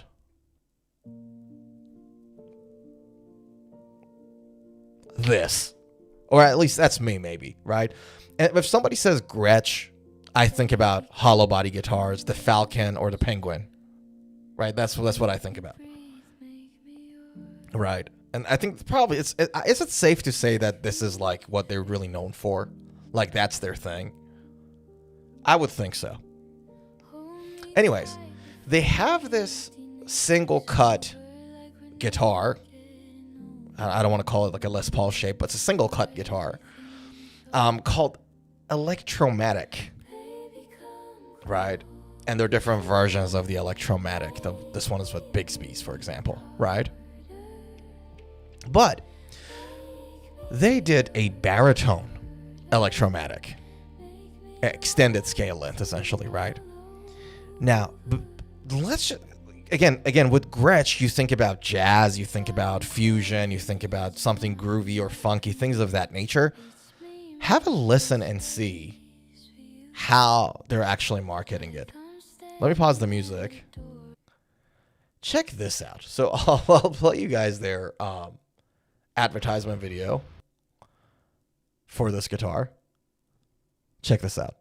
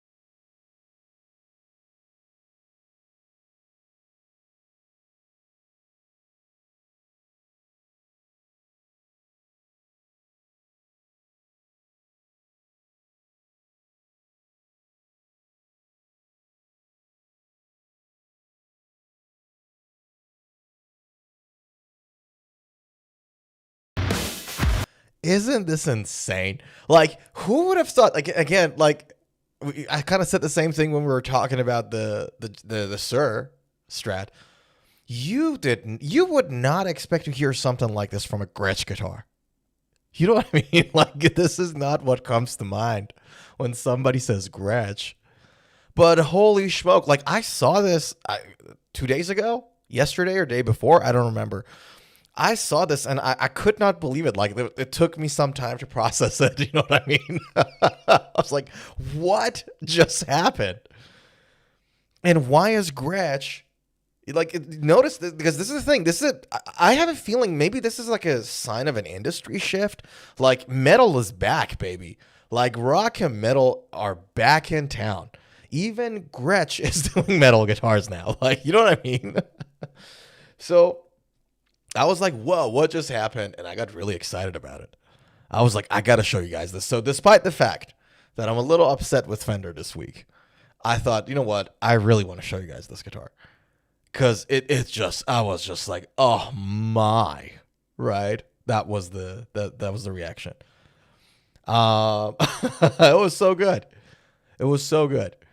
Audio says, I have 2 Gretsch G 2002s. Can't remember. Nice. Gretsch R. Sean says Gretsch R, a German company, and sh is a very German spelling. Right, okay. Yeah, fair enough. Fair enough. Audio says, that's it. Electromatic with the V-bar. Price point and quality build. Price point wasn't that crazy, actually. Let's talk about it, shall we? So, these are the bunch of guitars that are. This is, look at that. I mean, I really dig the color on this. Look at that. So this is 1,000 Aussie dollars. So about what, $750 US right now, if I'm not mistaken.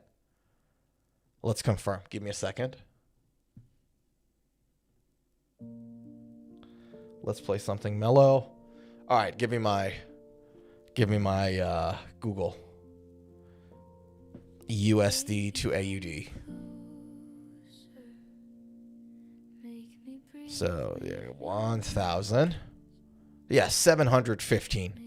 So about $700 US. Keep in mind, like, things when they come to Australia, because of the shipping and going from like one distributor to another and all that, just because of the distance, because Australia is away from everywhere else. Like we are on an island right now, away from everybody else, right? Except from New Zealand, right? So the cost of things go up by a lot, right? By a lot. Comparing to the US, like $300-400 on top of the same stuff, easily. So just keep that in the back of your mind. So it says $700 US, but the best way to check it is the good old Sweetwater. So let's go.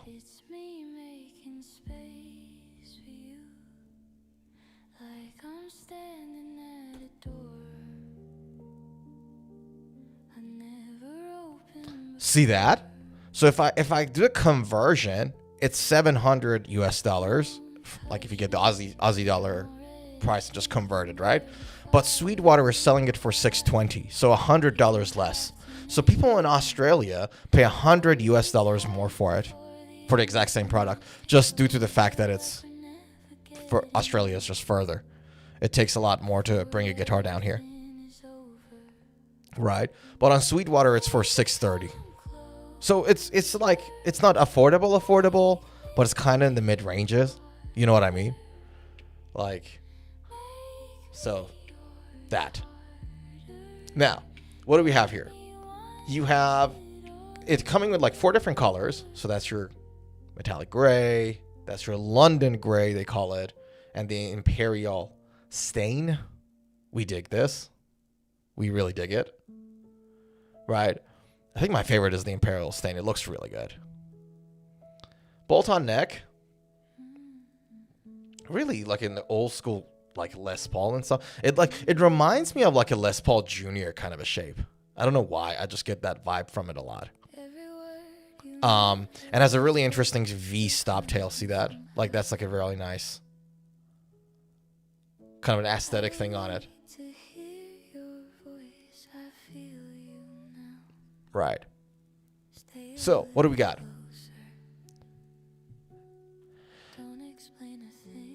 Solid mahogany body. Gloss finish. White bindings. Mahogany back, mahogany top. It's really solid mahogany maple body, isn't it? Neck is maple. So mahogany body, complete mahogany body and a maple neck. Bolt-on neck, gloss neck as well. Thin U on the neck. It's a 2975-inch scale length, so it's an extended scale length for a 6-string. 2975, yeah. So just a little shorter than the Ed Sheeran signature guitar, for example, because the Ed Sheeran one I think was 30 inches. So slightly shorter than a 30-inch, like a baritone guitar. But it's still baritone, right? It's not 25 and a half or 25. 12-inch fingerboard radius, that's a bit of a surprise. Because if you got a metal guitar and you're advertising it as a metal guitar, as a baritone guitar, that, you know, because the advertising video says a lot. I would think maybe would go for a flatter radius, but hey. Laurel fingerboard, 22 frets rather, medium jumbo frets, synthetic bone nut, and the nut width is 42.8, almost 43. With like normal black side dots and all that. Now, it comes with strings going to 14 to 72 from B to B. So the tuning is a little different. Right? It's not your standard E, it's a standard B tuning. And the standard B for a 30-inch scale length guitar is like standard. That's normal. It's nothing crazy there. Gretsch knurled Strat retainer knobs. And it does not come with a gig bag. You got to buy it separately. There we go. Anchored adjustomatic bridge with a Gretsch stop tail. Die-cast tuning machines. And the G arrow control knobs. Gretsch mini humbuckers, so there are 2 mini humbuckers there. It's just like the mini humbuckers pick up a more narrower range of, change in electromagnetic field when it comes to the movement of your strings. They just pick up a narrower range, right? So a little tighter. And I think that's pretty much about it. That's the guitar. I thought it was an interesting one. Again, I did not see Gretsch doing it. Like, that was not on my bingo list. You guys remember we did this prediction for the year? Gretsch doing a metal guitar was not there. I didn't see that coming. Yeah. So it'll be interesting to see the reviews out of this, right? It's a very recent guitar. I haven't seen any reviews about this that are not like paid reviews, like people pushing the product out because they paid to do so. I haven't seen any yet. It's a very fairly new guitar, fairly new release, but it'll be interesting to see how it actually works and how the community responds to it. Yeah. You don't expect a guitar with this aesthetic to sound like that. You know what I mean? Ryu says Super Strat. Gretsch? I don't think so. Do they have Super Strats? If they have, I haven't seen them. I don't think so. Like, that's like a Theodore kind of a looking model. These are all Les Paul shapes. No, I don't think they have I don't think so. I don't think they have Super Strat shapes. I'll be surprised. No way. Nah, they don't. I'll be surprised. Yeah. But do we need it? Do we need a Gretsch Super Strat? Do you know what I mean? Like, do we really need that? I don't know. I don't know about that. Bobby says, expect the newer models like the Gretsch Black Falcon, the Gretsch Evil Penguin, and the Gretsch Deathmatic series. Yeah. All right. So for those who didn't get the joke, the Penguin, the Falcon, these are very, very famous guitar models in the Gretsch catalog. So, for example, this is the Falcon. And the reason it's called the Falcon is because there's a falcon on the pickguard. See that? That's why it's called the Falcon. And the Penguin one, too, is like the same shape, if I'm not mistaken, the solid body version of this guitar. I could be wrong. Penguin.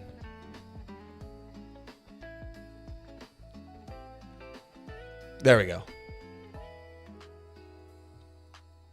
Look at that, though. Holy smoke. This looks awesome. Holy. So this is the Penguin model. Right? And they're very famous models of Gretsch. And so Bobby is saying expect the newer models, given the fact that this was a metal guitar. Bobby's saying, look, expect the Gretsch Black Falcon, the Gretsch Evil Penguin, and the Gretsch Deathmatic series. Have you guys, speaking of Evil Penguins, by the way, again, this is like unrelated to guitars, but have you guys seen how evil penguins look like? Like, have you guys seen inside of a mouth of a penguin? I'm not kidding. I'll show you guys. So, have a look. Inside penguin's mouth. Like, you look at it and you're like, oh, look, so how fluffy and how cute. This is how inside of a penguin's mouth look like. It's like, Like, holy smokes. Can you believe it? Like, cute little animal. Like, you're like, oh my god, fluffy, like, cute, like, you know, coochie coo, whatever. And then it opens its mouth. It looks like a freaking Saw movie. You know what I mean? They look really cute, but they're freaking evil. Look at that. Holy smoke. This one looks like it's out of it. This is like the... Holy shit. This one is like the Darth Vader of penguins. Like, what? The eyes are red. Anyways. This is insane. Like, this is a baby penguin. Look at that. Like, the tongue looks like some sort of dragon or something. What is this? So, yeah, that's inside the mouth of a penguin. So, you're now cursed with this knowledge. Next time you see a penguin in a zoo or something and you want to pet it, yeah. Audio says penguins are birds. They are indeed. They are birds, yeah. But yeah, this is an evil look. This is crazy. Look at that. So this is like, what's that, tongue? A penguin tongue? What is that? What lies inside? Yeah, there we go. Ha ha.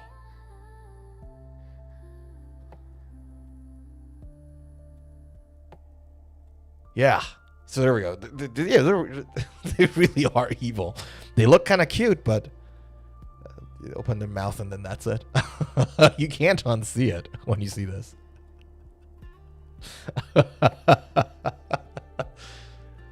Yeah. So there we go. No, I think Bobby's right. We need a Gretsch Evil Penguin series. And the logo is not just the freaking penguin there. The logo is not just that. The logo is this. Gretsch should put that on their guitar. I think Gretsch should man up and put the proper penguin logo on there. So there we go. Ryu says, baritones are hot right now. You're right. You have a point.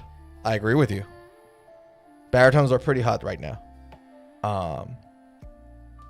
It's interesting how these trends work. And I don't know why, to be fully honest with you. I don't know why they're suddenly this hot. They're hotter than before. Is it because people like, could it be the case that there's more and more metal bands coming in and down tuning the heck out of their guitars? I wonder. Right, because there was a period, I think Korn started that like 7/8 string guitar movement. They really started that, and then it just, you know, caught fire and just caught on, and more people did it. And then got to a point where like, and then after that, there was like this whole situation where metal bands were using 6-string guitars, but they were down tuning the heck out of it. Like Slipknot, right? Like Slipknot is like, they play on drop A, standard B, all the time. So could it be that it's in response to that demand? I don't know. Yeah. Bobby says, thanks, bye. Thanks, Bobby. Good seeing you, pal. Happy Saturday. Have a great weekend ahead. Take care of yourself. And, by the way, before we even move on anywhere else, let's do my favorite part of the stream, shall we? Guys, before we even do anything else, I've been drinking very healthy over the past couple of weeks, so I didn't buy more slabs of soda. But I do have a ceremonial grade matcha tea that I made, and I didn't touch it because this was for us. Instead of me opening a can, I'm going to drink this ceremonial grade matcha that I made. Let me just mix it up, get ourselves prepared for our toast. Get your drinks ready, folks. get the drinks ready for the toast. Guys, protein smoothie? No, just matcha tea. Ceremonial matcha. So it's like matcha powder, like green leaf powder. And then you mix it with water. But you whisk it a lot. Like you mix it a lot for it to like froth up a little. But then because I left it a little, it's all gone. Yeah. But there we go. Guys, thank you so much for hanging out with me today. Again, I always say this every week. Time is short, man. You get one life. You got to enjoy it. Do things you love. And this is one of the highlights of the week for me. Talking about the things we love and you guys hanging out, sharing stuff, having a good time together. It just means the world, man. Drinking this to your health, to your loved one's health. Guys, happy Saturday. Thank you so freaking much for hanging out with me today. Cheers to your health.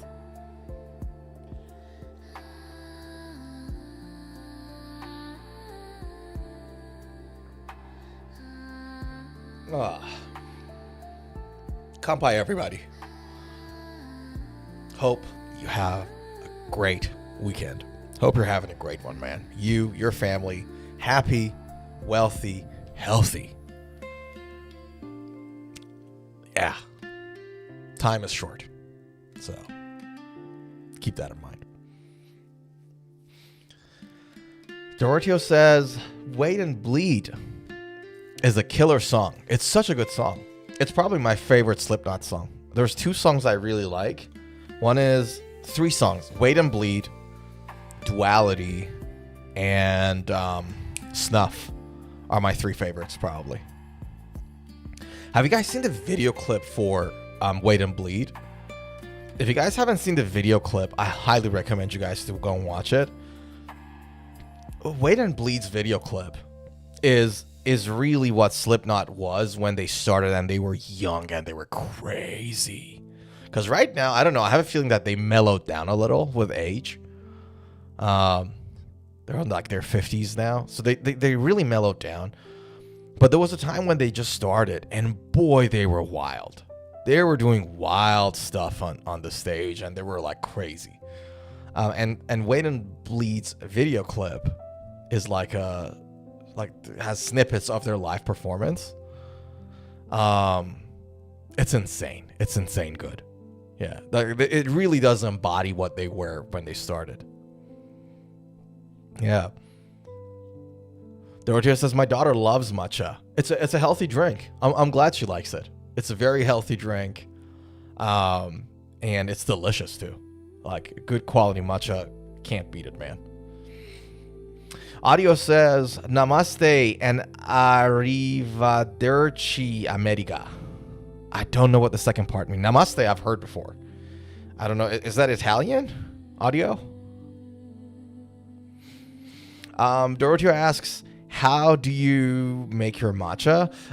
So you get this matcha powder, and there are different grades and different quality of matcha powder. You have the normal one, like the good one, and then the ceremonial grade one. And they're not that crazily expensive, right?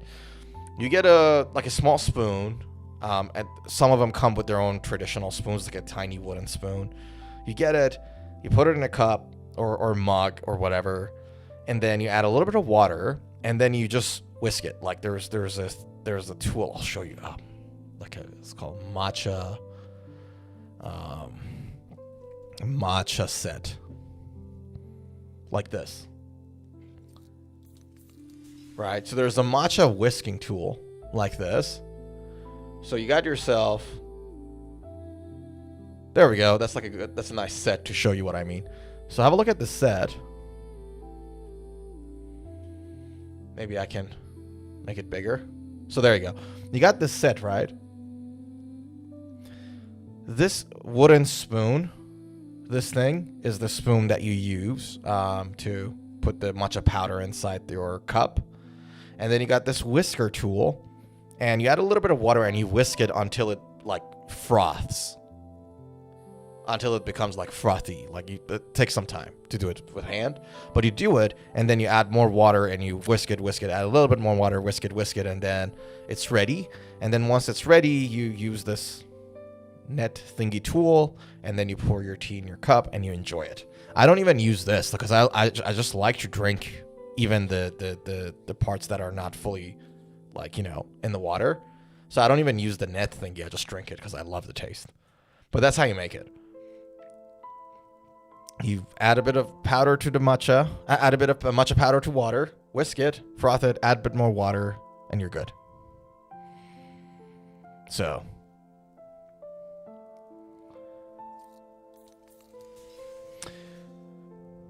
It came out in 1999. Oh, wait, and bleed, yeah. Klaus, how are you? Good to see you, pal. Klaus says, hey, yo. I just came over from Kyla Kent's live stream. Who's Kyla Kent? She's a great player and a pretty cool chick, but I play game with her live stream. Oh, okay. I don't know who she is. I'll check her out. Good to see you, man. How are things with you? Aman Sabji. Aman says, Kidabai. I have no idea what that means, dude. Could you guys please chat in English so we all understand what you guys are talking about? I don't know what that is. What that means. We could translate it. But yeah, if you could please stick to English, that'll be great. Give me a second. Translate what the man says. Kidda. It sounds Indian.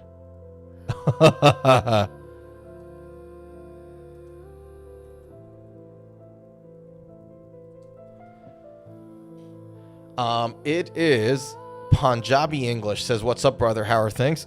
Oh, dude, I don't speak Punjabi. I appreciate you. I'm good, man. How are you? Dorothy says, where did you buy that matcha kit? I bought it. I don't have a matcha kit. I just bought the whisker because that's all I use. Amazon. And the one that I showed you was also on Amazon. Yeah.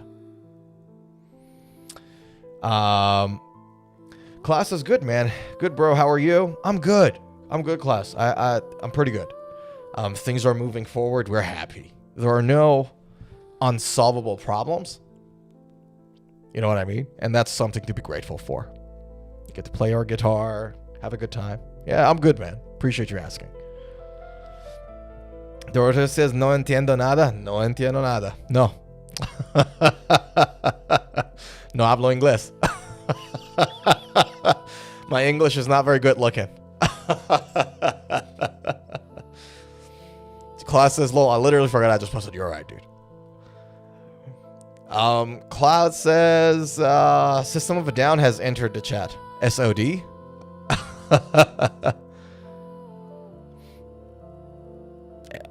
Oh no, System of a Down is SOAD. Who's SOD? Has entered the chat. SOD Stormtroopers of Death. Amon says, I'm just messing with you. Alright, I got you. Alright, shall we jump to the next item on the docket? There was this guitar I wanted to show you guys from last week's stream, but we didn't get the chance to get to it. I thought, like, I really want to show you that guitar. It's genuinely an interesting guitar. It really, really is. And I thought we should talk about it. So let me share that with you guys. So, you guys know this brand called... What?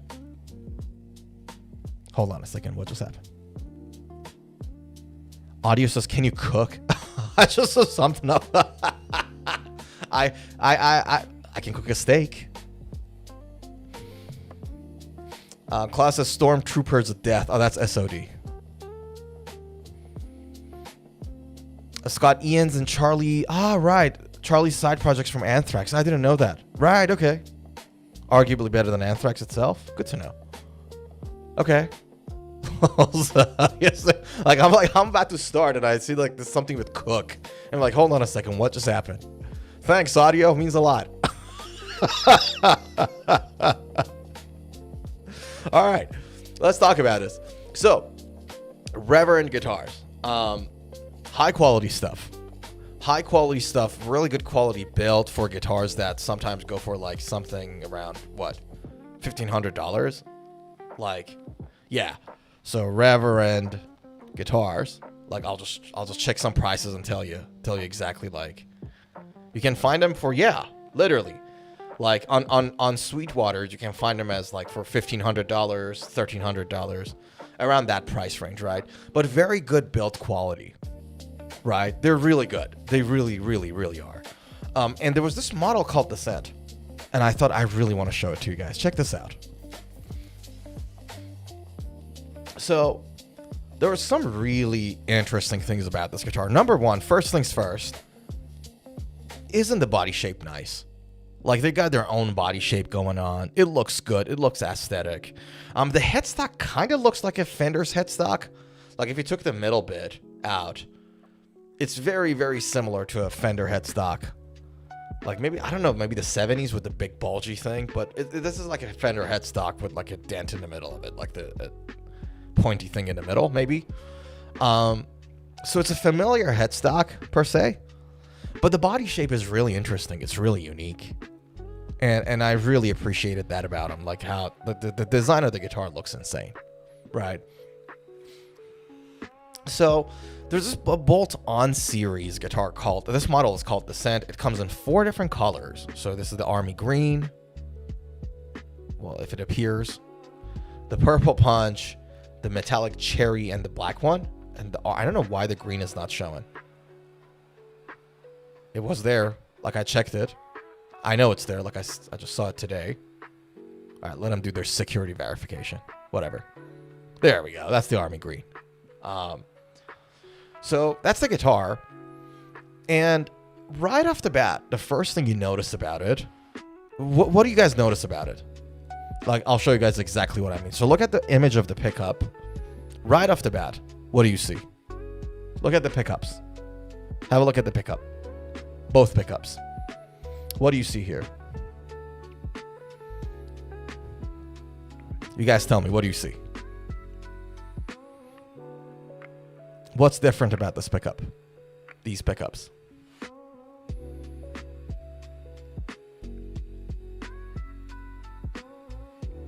You guys notice how the left half of the pickup, not the bottom or top half, the left half of the pickup has rails, has a blade / rail design, and the right half of the pickup has poles. Do you guys see that? See it now?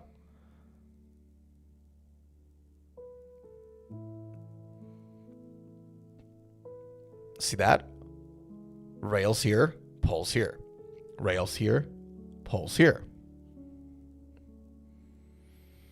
Right? That is a really, really interesting design, and it's done on purpose. It's purposefully done this way. Can anybody tell me why the pickup is designed this way? That the left side of the pickup has rails, like a blade system for magnets, and the right half has poles. And by the way, you have the magnets sitting at the bottom. These are just like transferring the magnetic thing up to throughout the pickup, right? So, can somebody tell me what is the purpose of this design in a pickup? Because most pickups, when you have a look at them, they either are rail or they just got poles. More often than not, they got poles when you look at a humbucker. Why are these half and half? Can someone tell me?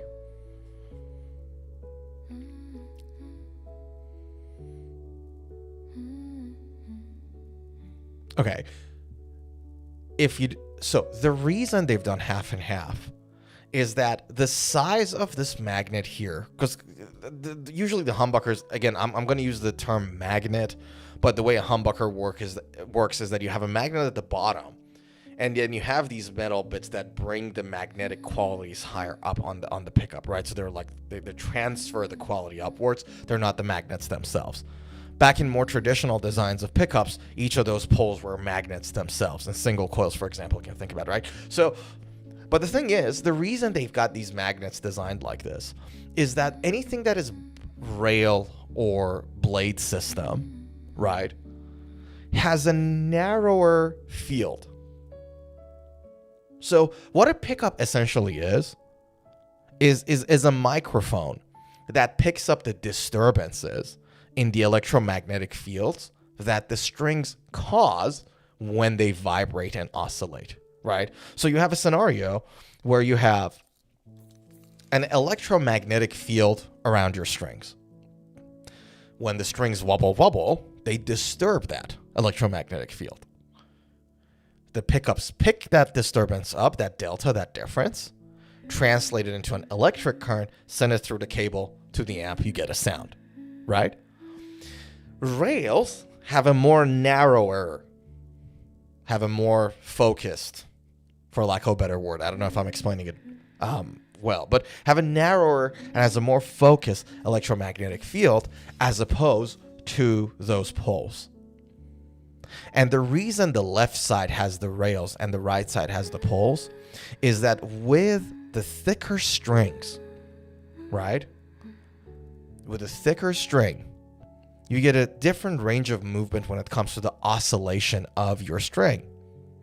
When you make the electromagnetic field that pickup narrower, right? What you're doing is that you're taking some of the muff out. You're taking a more clearer sound. Does that make sense? So that, the purpose of that design is to make sure that they add clarity, a little bit of clarity to the bass strings, as opposed to like, you know, just like, it's like enhances that clarity essentially. That's why they designed this pickup this way. Now, is it something that is it something that you're not going to get with all the other pickups that have a normal design? God, no. This is just a little bit of an extra thing that they added there to add to the clarity of the bass strings when you play them. That's the purpose of this design. Yeah. Which is, it's like so super interesting. Like the fact that they've done this is super interesting. One advantage though, so narrower field is a little different. Like you can call, it's not an advantage necessarily, depending on the type of sounds you want to get out of a pickup, right? However, one advantage that the rail pickups, the blade system has, is that you don't have the gaps between the poles anymore. So the electromagnetic field is actually really unified around a string. So if you bend the string, for example, and you get your string away from its natural positioning because you're bending the string, you move the string away, right? If it's a pole system, you're moving your string away from the pole, so it doesn't pick up the signal as strongly, right? So think sustain, for example. Think just the strength of the signal. Whereas with the rail system, you get it because it's all unified. There's no gaps in the magnet. It's just a unified metal. See that? So that's the advantage that actually rail systems have comparing to pole system. That's why they were created initially, I think. This is the interesting thing about this pickup, is that it's done a half and half, and you don't see it often in guitars. And that's one of the things that I thought was really interesting about this guitar. Yeah. So that's the guitar. We have a Carina solid body, a chisel bridge and a chisel neck pickups. It's a string through body bridge with aluminum furled block. Again, I really like it. It looks like a Telecaster bridge, essentially, in some ways. Like in the outer part of it, gives me the Telecaster vibe a little. I know the saddles themselves are not. That's a little different. But I really like the bridge. It's very simple. It's really simple. I like it. Roasted maple neck, 26 3/4 inch. Talking about baritones, by the way. Right? Medium oval neck profile with a rosewood or roasted maple 12-inch radius fretboard. 22 frets. A Reverend pin lock tuner, 43 mm nut width. And it comes with volume, tone, bass contour, knobs with 3-way switches. And this particular guitar is $1,400. Yeah. Interesting guitar. Super interesting guitar.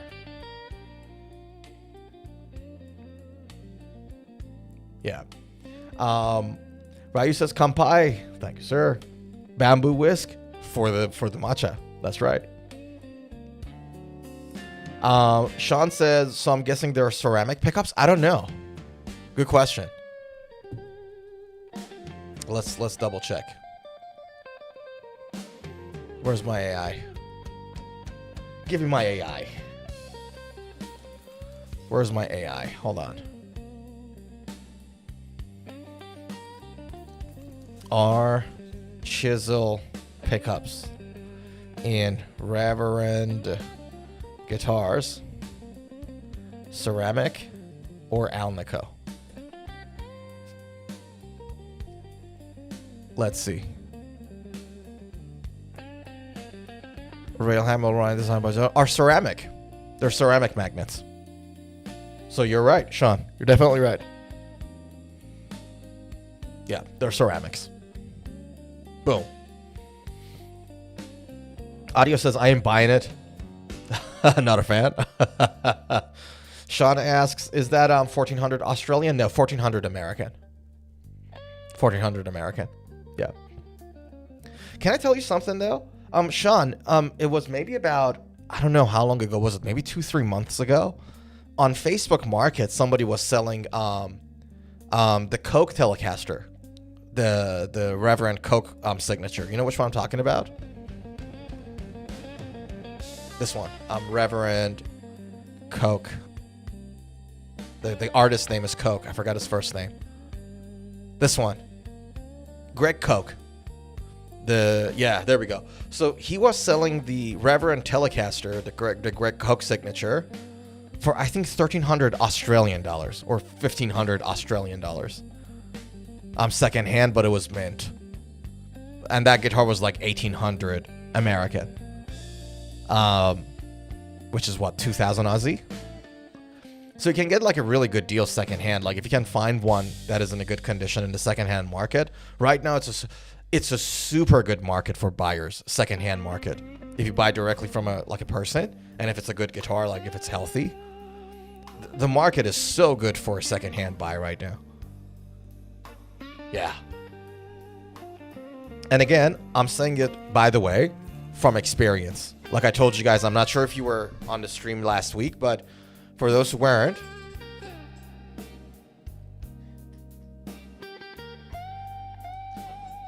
so this is a Strandberg OS6 guitar model from 2017, mint condition, with like one scratch at the bottom because the guy took it to a gig. Mint condition. The guitar is perfect. Chambered body. First hand you buy this guitar is about 3,800 Aussie dollars, 4,000 Aussie dollars, right? 3,800 usually, right? This guitar's pickup was upgraded to Suhr pickups, the SSH on the neck and SSV Plus on the bridge. So these are the pickups that they put in their $12,000 Strandberg guitars. The pickup was upgraded to that. I bought this guitar for 1,600 Aussie. Just to tell you how soft the secondhand market is right now. Not saying it to boast, to tell you guys, oh, look, what a good deal I got. Not saying it for that in all sincerity. Just to give you an idea of how good the secondhand market is right now. And I negotiated it down even more. Like it was cheap already. From 3,800 to 1,700 with pickup upgrades. And I took another $100. Then I bought it for 1,600. So if you guys want to buy a guitar and you know how to buy a second hand, or if you can find a second hand in a good condition, you can get some really good deals. Yeah.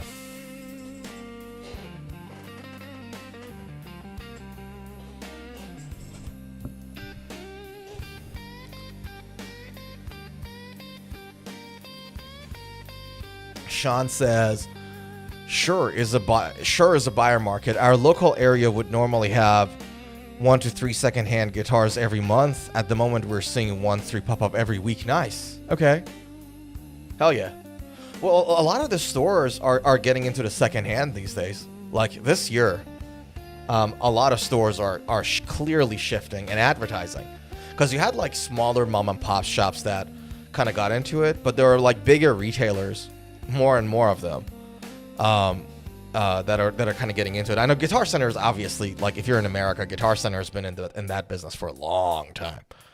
Like, they got their own thing going on, so that's not a new thing for people in America. But like in the Australian market, more and more big companies are getting into it slowly. So Sean, I know Manny's hasn't got into it yet. Guitar Factory and Parramatta in Sydney, I know they're neck deep in that. Sky Music, I think they're in that. The Billy Hyde guys, they're in Melbourne and Perth. They're getting into that. So more and more big retailers are getting into it, and it makes perfect sense. It makes perfect sense. Yeah. Audio says dumpster dive. Hell yeah. That's the word for it.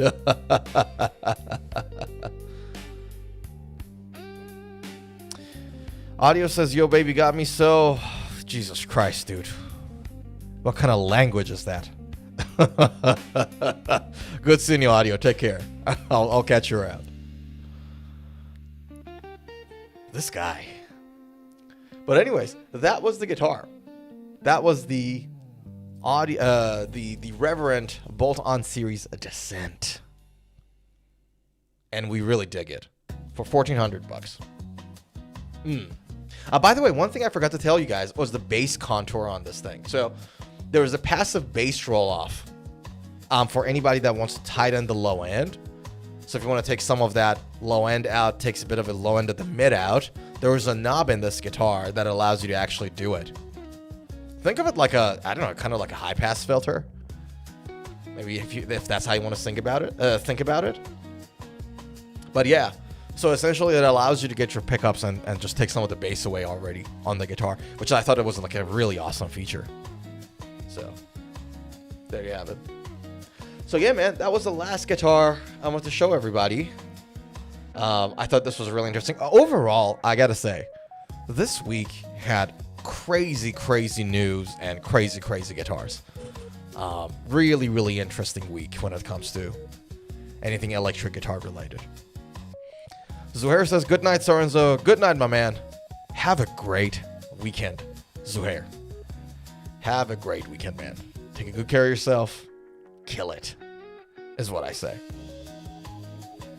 But yeah, I think, guys, we're gonna leave it here. I think we've been on 2 hours,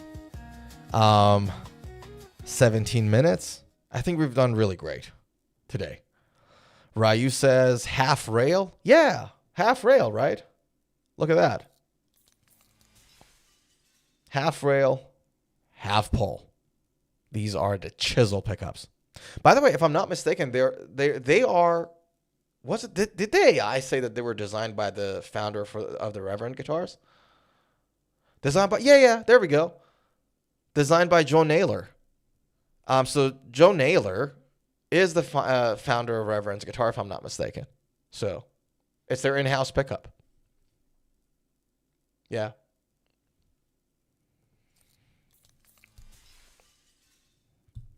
So anyways, guys, I think we're going to leave it here.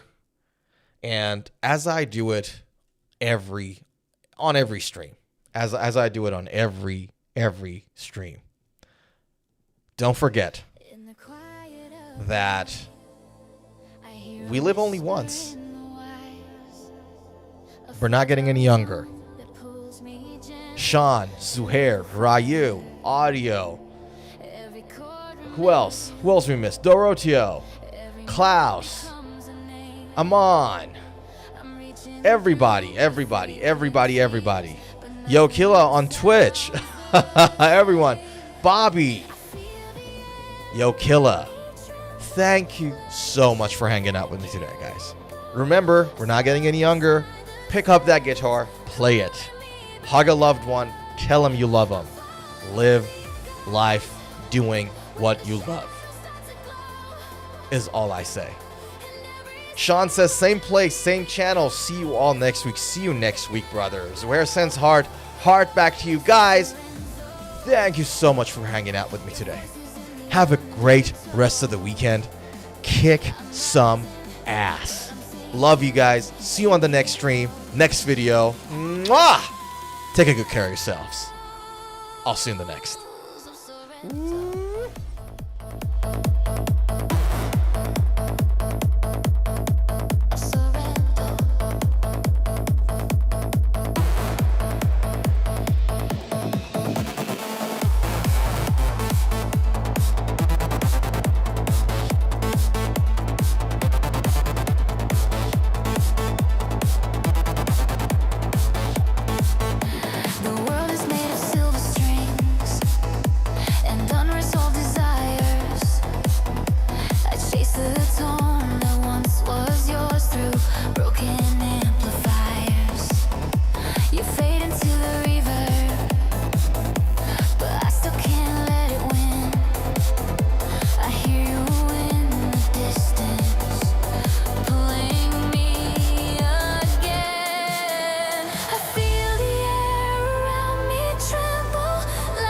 truth I can't